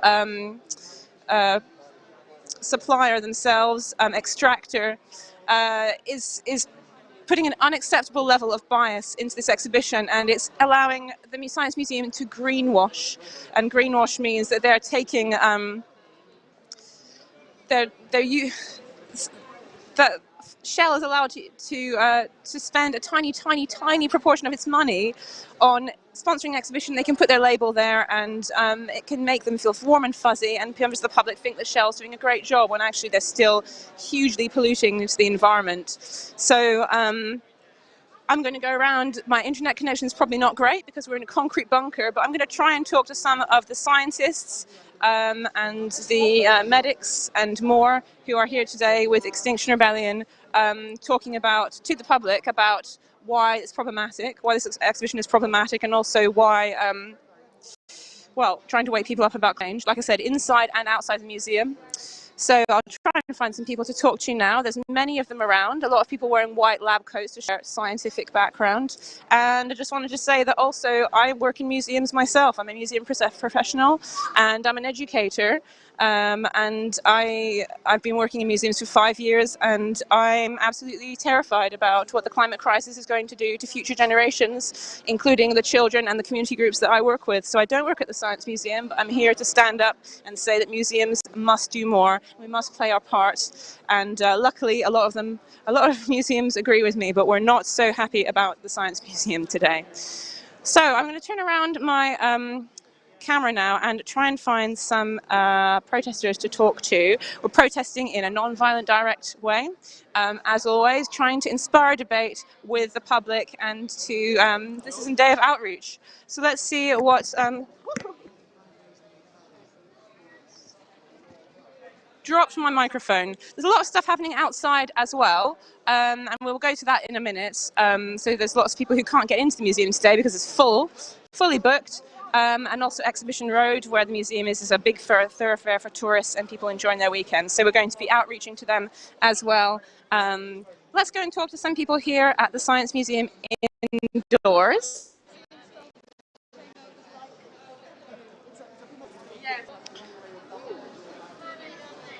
So this is the entrance to the Our Future Planet exhibition. Now, interestingly, I've been around here today and I haven't been able to see any notice, any sign that Shell sponsors this exhibition, which of course they do. So there's already been quite a lot of controversy about this. I'm just going to step over to somebody I met earlier from Stop Ecocide campaign. Hello. Hi. Thanks for coming today. And your name is? My name is Louise. Fantastic, Louise. Would you be able to tell us a bit about Stop Ecocide? Because it's something that's really, really exciting, I think, in terms of stopping so many emissions, especially from large corporations. Yeah, absolutely. Thanks for the opportunity to share. So Stop Ecocide is a global movement, campaign on its way to criminalize ecocide, which broadly defined is mass destruction and damage to ecosystems. So in the same way that you have genocide, war crimes and crimes against humanity, we need the highest level of legal protection for nature as well. And this is what it's about. Basically, we are working. Zoom in there. Absolutely, we are working with the International Criminal Court, which is the institution that governs international crimes. And our goal is to amend the statute, which is the governing document of the ICC, to add this crime. And what is really, really powerful about this institution is that it's the only mechanism that directly accesses the criminal justice systems of 123 countries. So it's a direct door into implementing a law to protect and prevent further destruction of life on Earth. And you know, sometimes when you hear about environmental campaigns and movements, they have this really long-term goal, but we are really talking about, in the next couple of years, being able to implement this. And we have already a dozen states that have publicly come forward and support the criminalization of ecocide. So that's really exciting, isn't it? Like, so I'd like to ask you, since this is about Extinction Rebellion today, how, if you've tracked the ecocide campaign for quite a while, can you say anything about how movements like ours have kind of added any momentum? I'm hoping they have to this long-term campaign. Yeah, so actually the Stop Ecocide campaign started in Stroud, in southwest UK, and was founded by two amazing female powerhouses, Polly Higgins and Jojo Mehta. And XR also partly started in Stroud with Gail Bradbrook. And so these women were really friends, and they thought about, okay, we need something that can be added within existing legal systems, and we also need to tap into the grassroots and power and people's power. So while Stop Ecocide aims to change our legal structures, basically, or implement a missing piece within legal structures, XR really is about empowering people like bottom up. And so what our campaigns offer, which is quite unique, is for people to become earth protectors. Oh yes, do you want to tell people how they can do that? Yeah, so if you go on our website, stopecocide.earth,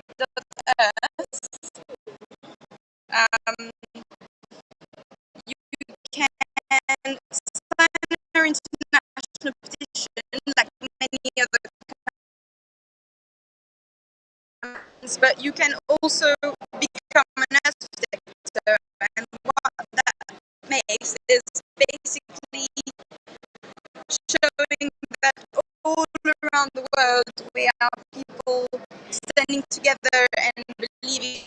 Weeks ago there was the hands, because we will need each other, and in doing so we can also hold this government to account. Extinction! Extinction! Extinction! Power to the people. Power to the people. The people got the power. People got the power. Tell me, can you hear it? Tell me, can you hear it? They're getting stronger by the hour. Power. Power. People. Power. People. And we move. Let's go to the park. One sec. Let me just pull this up so nothing goes. I can do it while you... Go slowly, Rick. Don't kill me. Remember, people, the countries that go first are the small island... Don't make me go around in a circle. Are the small island nations. You need to fight for them as much as you want to fight for Britain and America and all that. I'm all right, Rick. Go.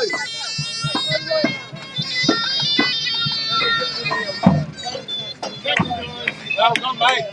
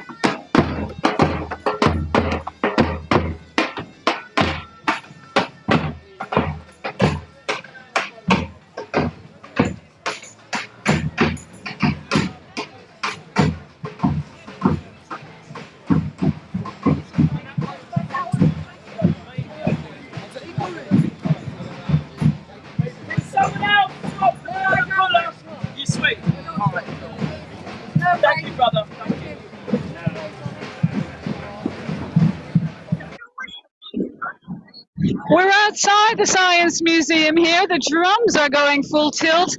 They're the beating heart of our movement, but I'm afraid that sometimes it makes it a bit hard for me to hear what's going on. We're looking at one of these pink tables, pink papering tables, painted pink, that rebels have been installing around the city for the past week, and they are part of the theme of this Impossible Rebellion, which is come to the table, come, let's talk about climate change. I managed to actually find a teacher who told me a little bit about the aim of the climate crisis tables, as they're called. And I wonder if we could just play a short clip of that now.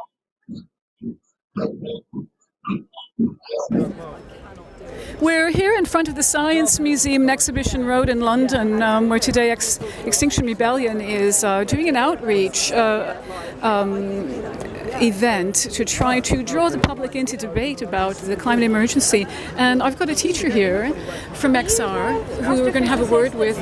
We've been seeing these pink tables all around London the last week, and could you just tell us what's the purpose of this and what you hope to achieve with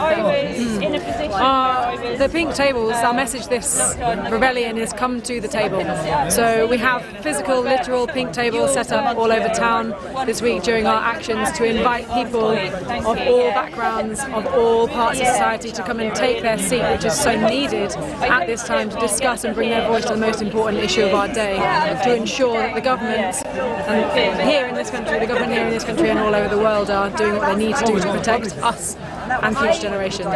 It does seem like there isn't very much discourse sometimes about climate change. I know from my employment that it's almost impossible to start a conversation about climate change for probably making the conversation too depressing. And I think these pink tables look like a good solution to that. If you've got a concern, you can speak to like-minded individuals. That's what they're all about. They're about coming to the table, bringing your concerns, your fear, your anxiety, your head in the sandness.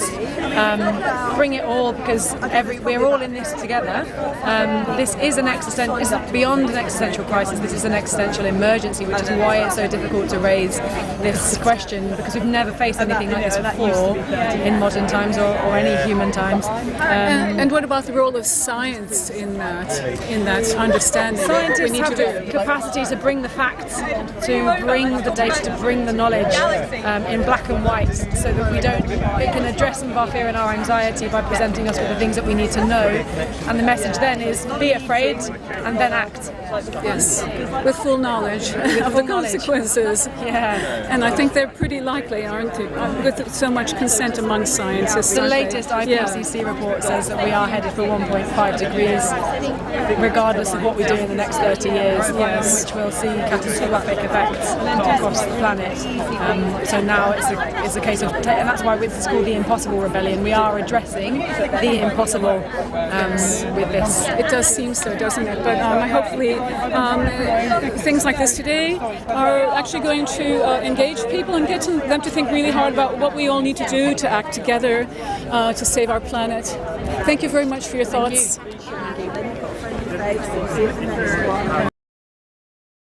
Okay, so come to the table, but to get your XR paraphernalia, your stickers, badges, and your brochures. But it's more than that. It's about, let's have a chat about what we can do together, what solutions we need to solve this crisis.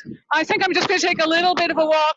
It's very constricted around here, lots going on, drums beating like mad as usual, giving the atmosphere of a lot of energy, a lot of positive energy that we can achieve change. We've got the XR Buddhists here today who are meditating. They've been here since I arrived with their silent rebellion.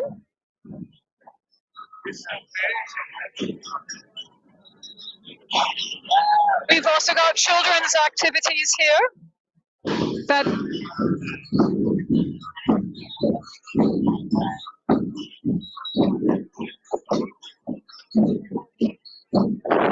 and also I tried to speak to a few scientists today, but actually they're very shy. They spend all the time, it seems, bent over their data, and well, they should, because we need all the data we can get to arrive at the right answers to get ourselves out of this mess.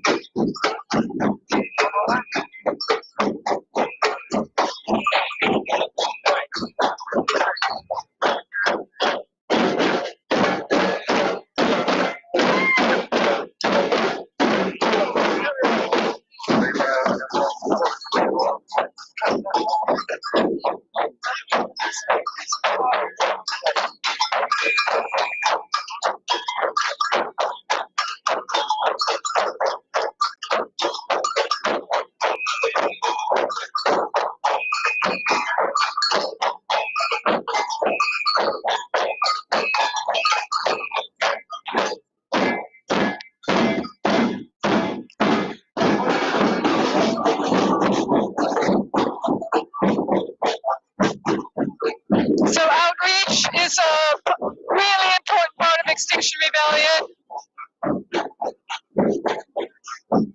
Trying to draw people in, get them to engage with the complexities of the situation, which can be baffling.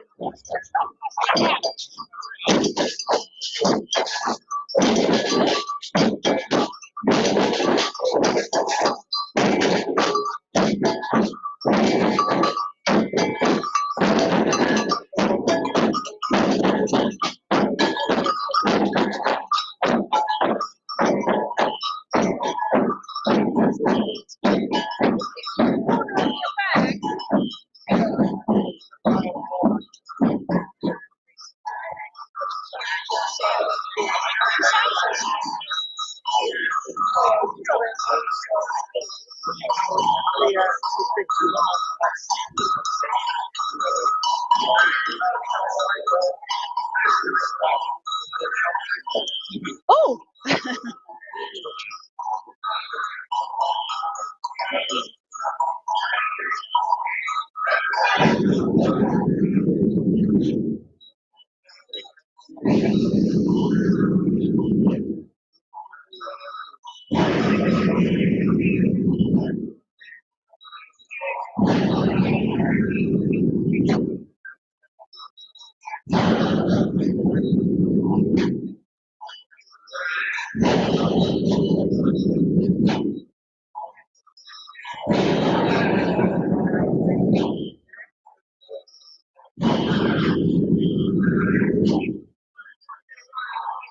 We're here at Duckett's Common, North London, just before the Carnival's going to get started, and I'm introduced by two international XR people.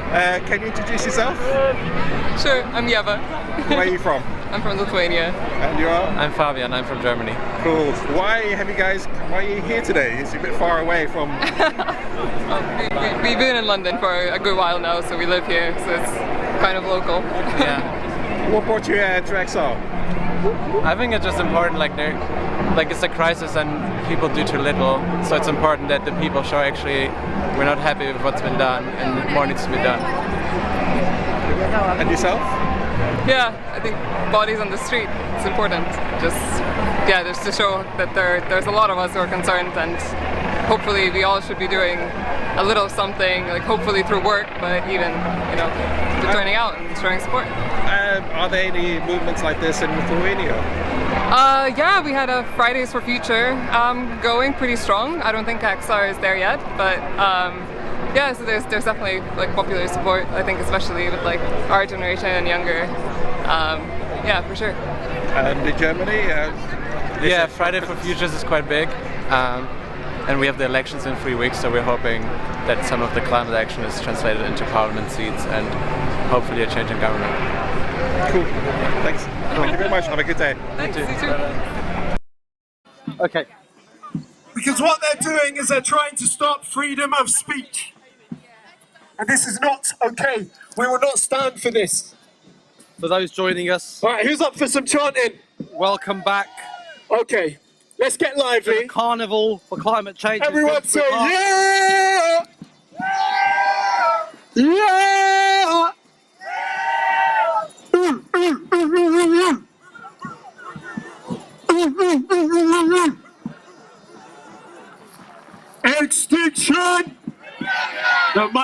come on. I want to hear you at the back right now. Extinction! Extinction! Extinction! Extinction! Black Lives Matter! Black Lives Matter! Black Lives Matter! Black Lives Matter!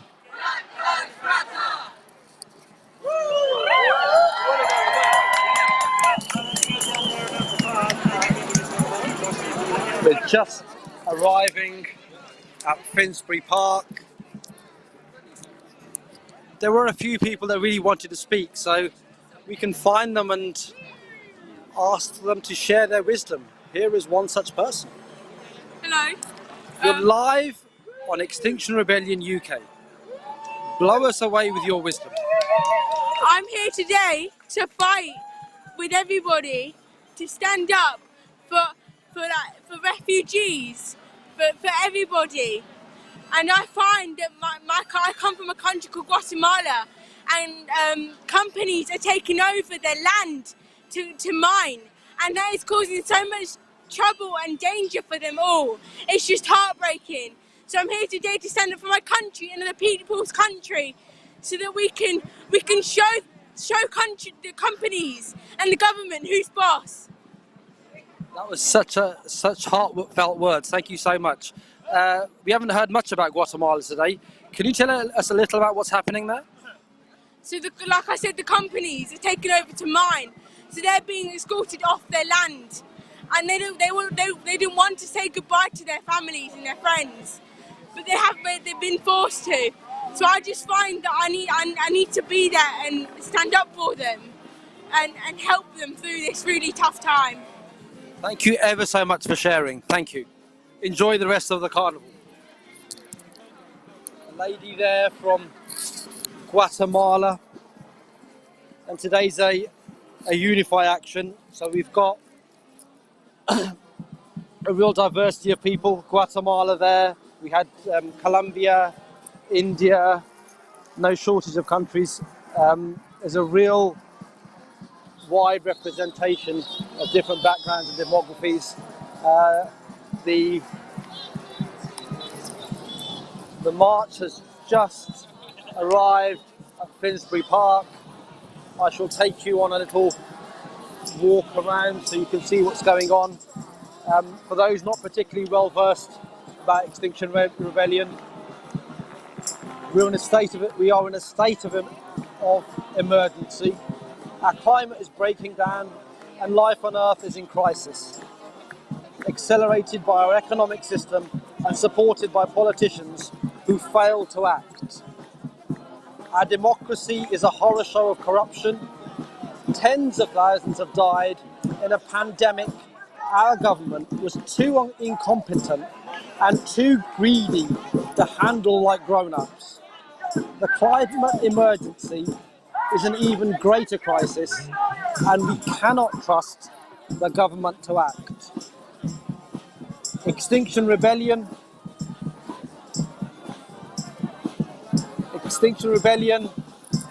here at Finsbury Park. I understand Alex has an interview, so I shall be passing across. Alex, can you hear me? Yes, I'm beside you. And can you introduce yourself, please? Yeah, of course. I'm Sunita and I work for Flight Free UK. Okay, what is Free Flight? Flight Free UK? So Flight Free UK, we're a national campaign all over the UK, and we target the, well, not I shouldn't say target, but we inform people and inspire them to look at the climate impact of aviation. So we inspire them to travel by other means, and we inform them about certain things like the aviation industry aren't necessarily taxed in the same way that other transport methods are. So you can sign up as well to take a flight for a year, and what that means is you can commit to not flying for a year to challenge the social norm of flying in the UK. It's part of a larger picture in terms of it's not just about individual action, it's also what we can do collectively. So the more people that we can get signing up to be flight free for 1 year means that together we have thousands of people people signing up, and the government has to take action on the climate. Currently, things like aviation fuel isn't taxed. APD, if you look into it, I probably don't have enough time to explain what it is. That isn't high enough, and there's lots of other things that the government and industry can be doing in order to lower our carbon emissions from aviation. Thank you for your time. Sorry, should I let you ask more questions? Thanks very much.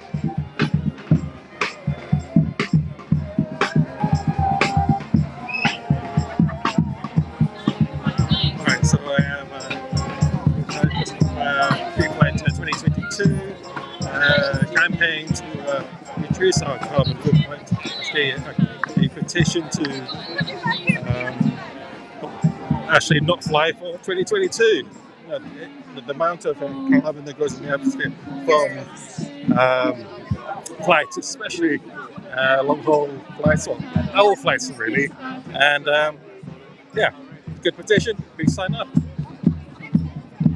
I'll hand over to Grace.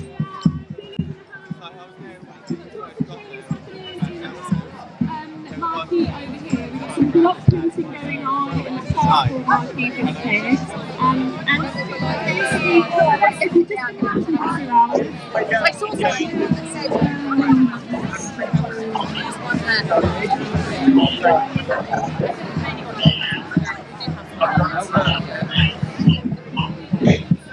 yes.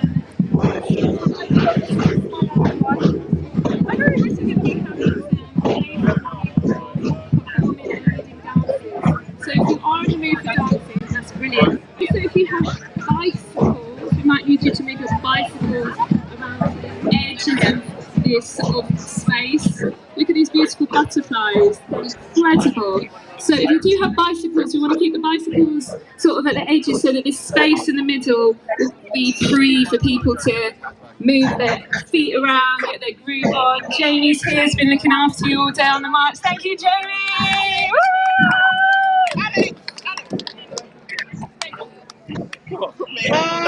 Well, that's food!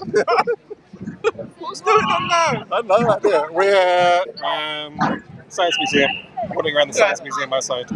I think they had problems with the sign inside, so there's been trouble with the stuff outside. Yeah, I've gone offline a minute. Have you see that? I know. How is that? It's actually. Are you filming me here?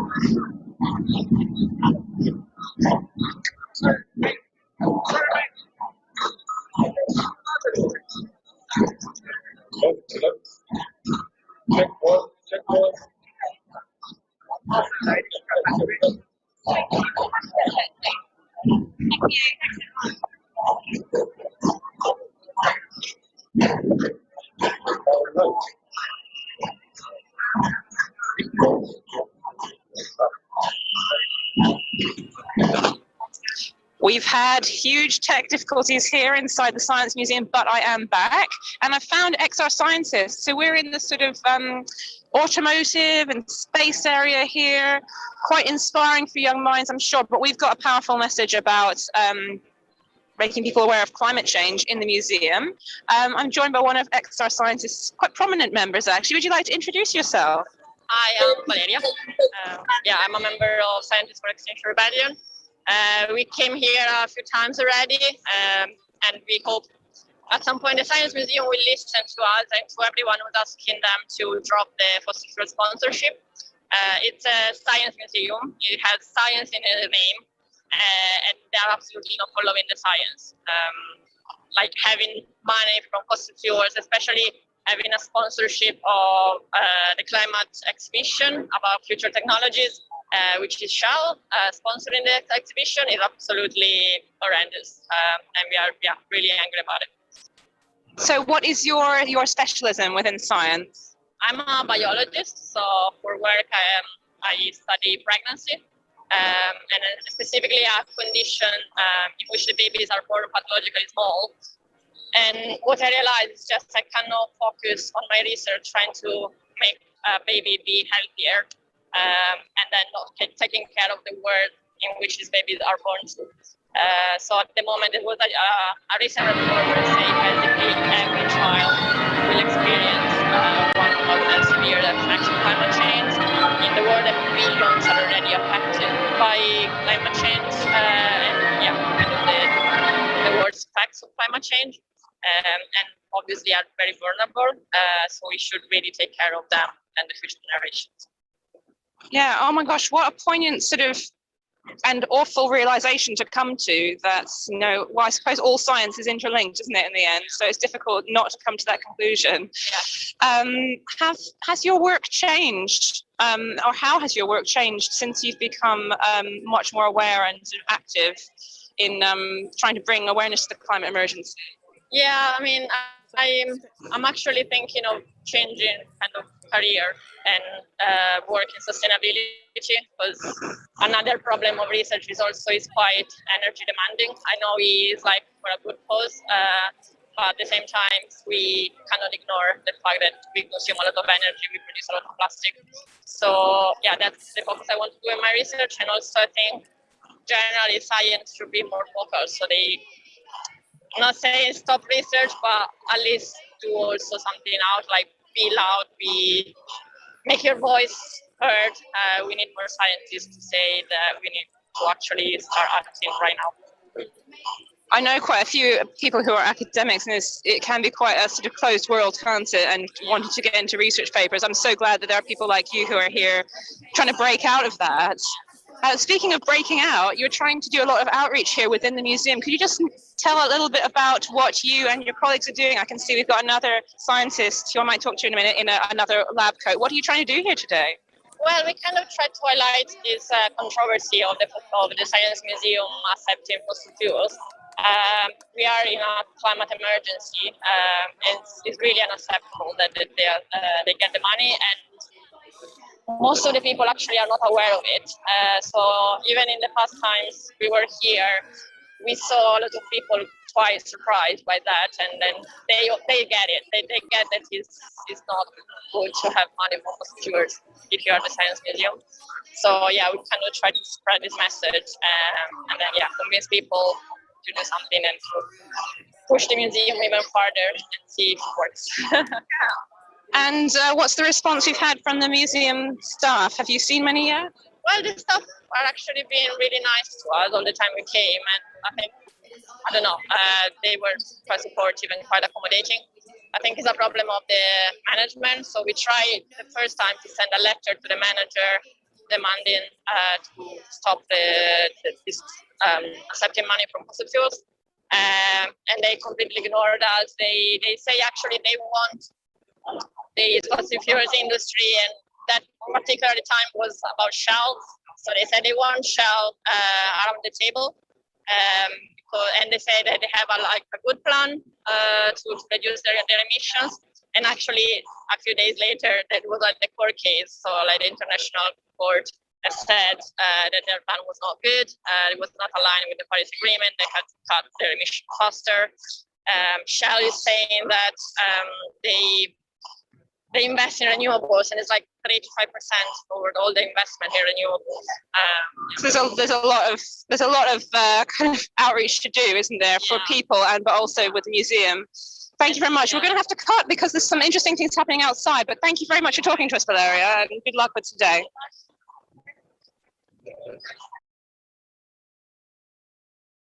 Carbon in the soil. No more coal. Louder. Make sure they hear you. No more coal. No more oil. Keep your carbon in the soil. No more coal. No more oil. Keep your carbon in the soil. Beautiful. You sound so brilliant. Yes. Thank you for your enthusiasm. I love to see that. So, although she requires little introduction, I would like to introduce the wonderful Claire Farrell. She's a co-founder of Extinction Rebellion. She's incredible. She's part of the M&M team. And she is one hell of a badass rebel. So here you go, Claire. Take the stage.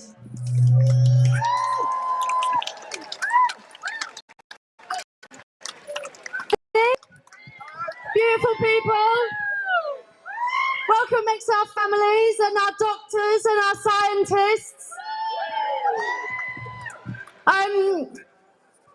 Extinction Rebellion is out on the streets, I think, with one clear aim at the moment, which is to say, don't get distracted. Humanity's had such a stark awakening from the latest IPCC report, and for a long time the mainstream environmental movement has been saying, act before it's too late. And we've started to say, act now because it's too late.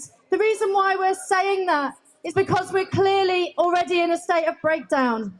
We're in the throes of a pandemic and expecting many more to come in a warmer world. Flooding's killing people around the world. Humidity is killing people in Pakistan. Deadly flooding in China with the worst rain for over 1,000 years. Madagascar is in drought and famine. London, Moscow, New York, flash flooding. You could go on and on, but the signs are clear that it's here now, and it's made everybody unsafe. And some people are far more unsafe than others in the context of this global crisis. People on the front lines are dying already, and the cries in our media were more clear around the disasters to be more accurate in their predictions of when these things would happen than the simple message to stop making it worse. Which is why Extinction Rebellion now has a new demand for this rebellion, which is no more investment in fossil fuels. It's the most obvious first step. We could have taken it a long time ago together if we had sensible people leading us. It's not radical at all. I didn't think that I would ever stand on a stage for XR and say things that are in line with the International Energy Agency's record. It's rather an unradical statement to make. And as we're outside the Science Museum, we're thinking about education, right, and young people and children and what really matters. Why are we allowing companies like Shell to hold a social license by sponsoring spaces like these that are actually public spaces when they don't deserve to hold that license anymore? It's a bit like when the coal companies sponsor the COP negotiations. So, and importantly, what we're talking about a lot at the moment is this new report from UNICEF. I don't know if you've seen it, but it says there is a huge risk to most of the world, and those children don't have any political rights. They don't have the possibility to vote. A lot of them don't have any economic independence. They can't relocate themselves when they're at risk. The figures are absolutely staggering. There's 1 billion children in the world who are at extreme risk. 240 million children are highly exposed to coastal flooding. 330 million children are highly exposed to riverine flooding. 400 million children are highly exposed to vector-borne diseases. 820 million children are highly exposed to heat waves. 920 million children of air pollution. 1 billion children at risk is half of the world's population of children and young people, which I think is an absolute disgrace. And it has been caused on purpose by companies like Shell, who've spent billions of dollars obfuscating the truth and preventing action to stop this from happening. So we're rebelling in the streets because we expect that COP may fail humanity one more time for the 20th time. To fail humanity means to fail the children of the world. And I want to stress the harm that I think has been done to climate activists and young people over the years as they make their way to these conferences to wave their banners and cry out for change. Every time that happens under the message that says, this is the last best chance to save humanity. I want to ask ourselves, will we continue to say this even when we think the last shred of time has been gone and when the last tipping point has been breached? Will politicians and economists still control the output of the IPCC process? Will there still be a circus of corporate interference inside these processes? These reports from the IPCC are being leaked by scientists now because they have so much political interference that they're worried that by the time they reach the public, they won't tell the whole truth. I can't name her, but last year I spoke to an IPCC author by the process and encouraged to sign off work which frankly undersold the scale of the crisis. And we described this when we launched XR as science dancing with politics. And many good people in resistance and standing up in defence of the right to life are jailed and killed. But those who are committing crimes against humanity don't just walk free, but a lot of them are very rich. The fossil fuel and the finance executives are building bunkers right now and trying to work out how to leave the rest of our human family to starve and to rot. And Extinction Rebellion was set up to call out systemic problems. So being an open rebellion recognises that there is a profound and catastrophic undermining of democracy, which is on track to destroy life on Earth. And we know we have to break out of the self-deception that's allowed us to arrive here. The self-deception and bullshit that has arisen from a deeply corrupt culture of lies, a culture that says it is wedded to rationality and yet has destroyed all possibility of preserving stable planetary systems, which is clearly completely immoral. And when I met a group of Indigenous grandmothers a couple of years ago, they said to us, what you've done with Extinction Rebellion is you've opened the hearts of our younger brothers. And can you own that work? Can you continue that work? Because we have to continue to open hearts. We want to be human again. We want to live in a humane world. And in order to make one, it's up to all of us, because our leaders have no intention of doing it for us, and we know that nobody is coming to save us. So this is why we rebel. This is why we engage in mass participation, civil disobedience. And this is why we work with non-violence. Because it's up to everybody. And we shouldn't be leaving this to school strikers and young people to pick up the mess. We have a responsibility to fix this. It's about our legacy. We know that it's on all of us to get rapid change.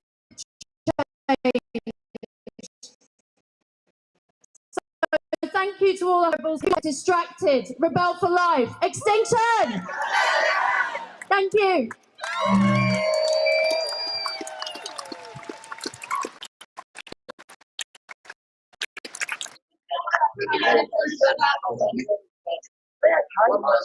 Hello everybody, hello to the beautiful public who have joined us today. Thank you for being here. We are Extinction Rebellion and we invite you to join our family, to come together to stand up for the future of your children. We're going to be offering a 10-minute street talk that's going to explain to you the detail of the climate and ecological crisis that we're facing. Because you won't get the truth in there in the Science Museum. We're here to tell you the truth of the reality that is coming for all of us, that's destroying the global south and is coming for you in the UK as well. So join us in the space down between the Science Museum and the Natural History Museum for a talk that will terrify and inspire you. We invite the whole public to join us at 3 o'clock in between the Science Museum and the Natural History Museum for a talk on the climate and ecological crisis. And for those of you who want to get together and rebel, at 3:30 we're going to have a training called Know Your Rights to let you know what you can safely do and where you might consider the law to lie on protest. So join us in the training area over there. You're very, very welcome, because we're here to tell you the truth. They're not telling you the truth.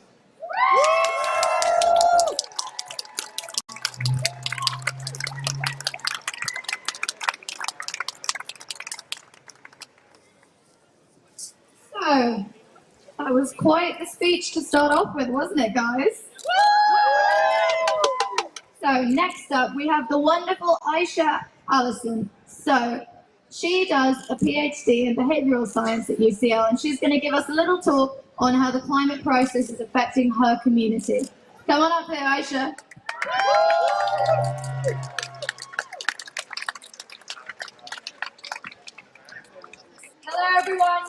people. I'm Aisha Allison. Hi. I'm a behavioral scientist and PhD student at UCL. I'm so happy to be here today and to see everyone. Thank you. I'm going to talk about what crisis means to me, how it affects my community, and what we can do about it. And given my background, I want to do this through the lens of behavior and behavior change as an ecologically and psychologically restorative tool. Like most of us here, I belong to various different communities, and they make up who I am as a person. Three are particularly salient when it comes to the climate crisis. One of these is the scientific community. I'm a scientist. I also belong to an ethnic minority of Turkish-speaking Cypriots in the Levant. Woo! Represent! I also belong to the youth community. Somewhere in between a millennial and Zoomer, you could say I fall on the cusp of either. And these different identities intersect, and they give me my experience of the climate crisis as a researcher and citizen. So as a scientist, what we call crisis looks to me like the prospect of disrupting natural ecological processes to the point where we just can't live on the planet anymore. Many of society's most pressing environmental problems are inherently behavioral in nature. For example, the plastic waste problem, it's due to overconsumption and poor waste management. So as a scientist, I see maladaptive behavior as a part of the disease, but that also means that behavior change is a part of the solution. As a Turkish Cypriot, crisis is a prospect of my people and my neighbors losing their ancestral homes. Across the Levant and Middle East, ancestral homelands are tied very, very closely to our sense of belonging and identity. Rising temperatures put this area of the globe at particular risk. The impacts include, as I'm sure you all know, increase in drought conditions, forest fires, flooding, sea level rise, and we've seen these very types of disasters happening in Turkey, Greece, and Cyprus over the last few months, devastating fires and floods. Climate-related events such as these also exacerbate or create the breeding ground for negative economic, social, and political consequences. As a young person, and not to say that this doesn't impact other groups, but as a young person in particular, crisis also means a climate change-related mental health pandemic. Arguably, the future has always been uncertain, but this uncertainty, particularly with reference to COVID, has become very real and pronounced for us. Can we envisage financial and job security? Where's the best place to make a home in the face of complete ecological collapse? Do we even want to bring children into this apocalyptic picture that's being painted for us? These thoughts can really be a lot to bear alongside trying to study, build a career, enjoy our youth, and also remain a pro-social functioning member of society. So what can we do about it? Well, for some reason, I'm eternally optimistic and hopeful. Yes! As I'm sure many of you are, otherwise you wouldn't be here. And I really think that taking action is the most powerful antidote to restoring ourselves and the planet. Yeah, this action can help us not only achieve a form of psychological restoration in the face of climate anxiety, but also bring about some of the ecologically restorative physical outcomes that we wish to see manifested. It goes without saying that wide-scale top-down systems and policy change is going to be absolutely key. It's going to be difficult to get anywhere without that happening. You know, my rinsing the dishes before putting them in the dishwasher is nothing in the face of this. So our behaviours really do count. They are powerful moral and political actions. We can refuse to endorse things that we don't believe in by refusing to fund things that come from ethically, environmentally and socially questionable supply chains. Many of us also have the capacity to organise. We're very lucky here, actually. It's not like that everywhere. And we can engage with the political sphere through activism. Again, activism can also lead to ecologically restorative outcomes. As hard as it may be, sometimes it does. But the very active behavioural nature of it is also something that can help us take our power back. Yeah. And restore ourselves psychologically, emotionally, and spiritually, and by extension, restore society and humanity. And it's so brilliant to see everyone here today, but it's also not everyone's cup of tea, and I really get that. Not all heroes wear capes.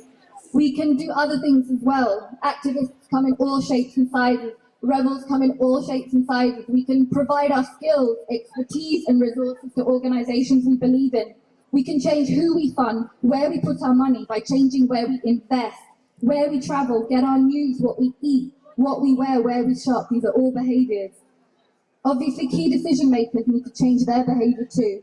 But in the meantime, by changing ours, by being active, participating citizens, which is what you're all doing by being here today. Yeah. By doing this in a capacity that works for us, we can minimize further harm to the planet directly, but also indirectly, by putting pressure on key decision makers like these guys here. And we can also keep ourselves sane in the meantime. So thank you, everyone. Thanks for listening to me.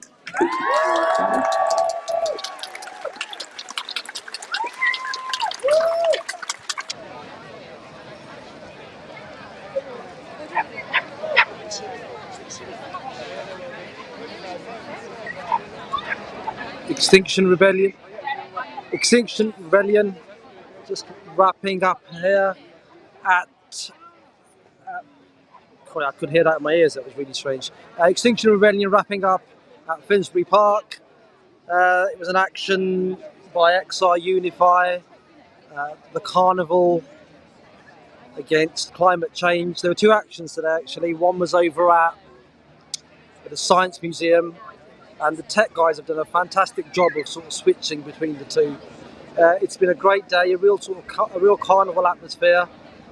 Unify have really made an effort to diversify the membership at Extinction Rebellion. We've had the Colombian speaking, someone from Guatemala, someone spoke about the issues in India and Gujarat. It's been a really great day, and I thank you all for listening and watching. It's day 7 of 14 days of action in London by Extinction Rebellion. So if you haven't been able to come so far, please come and join us. For those of you who won't be able to join us, please share and spread the love. Thanks for watching.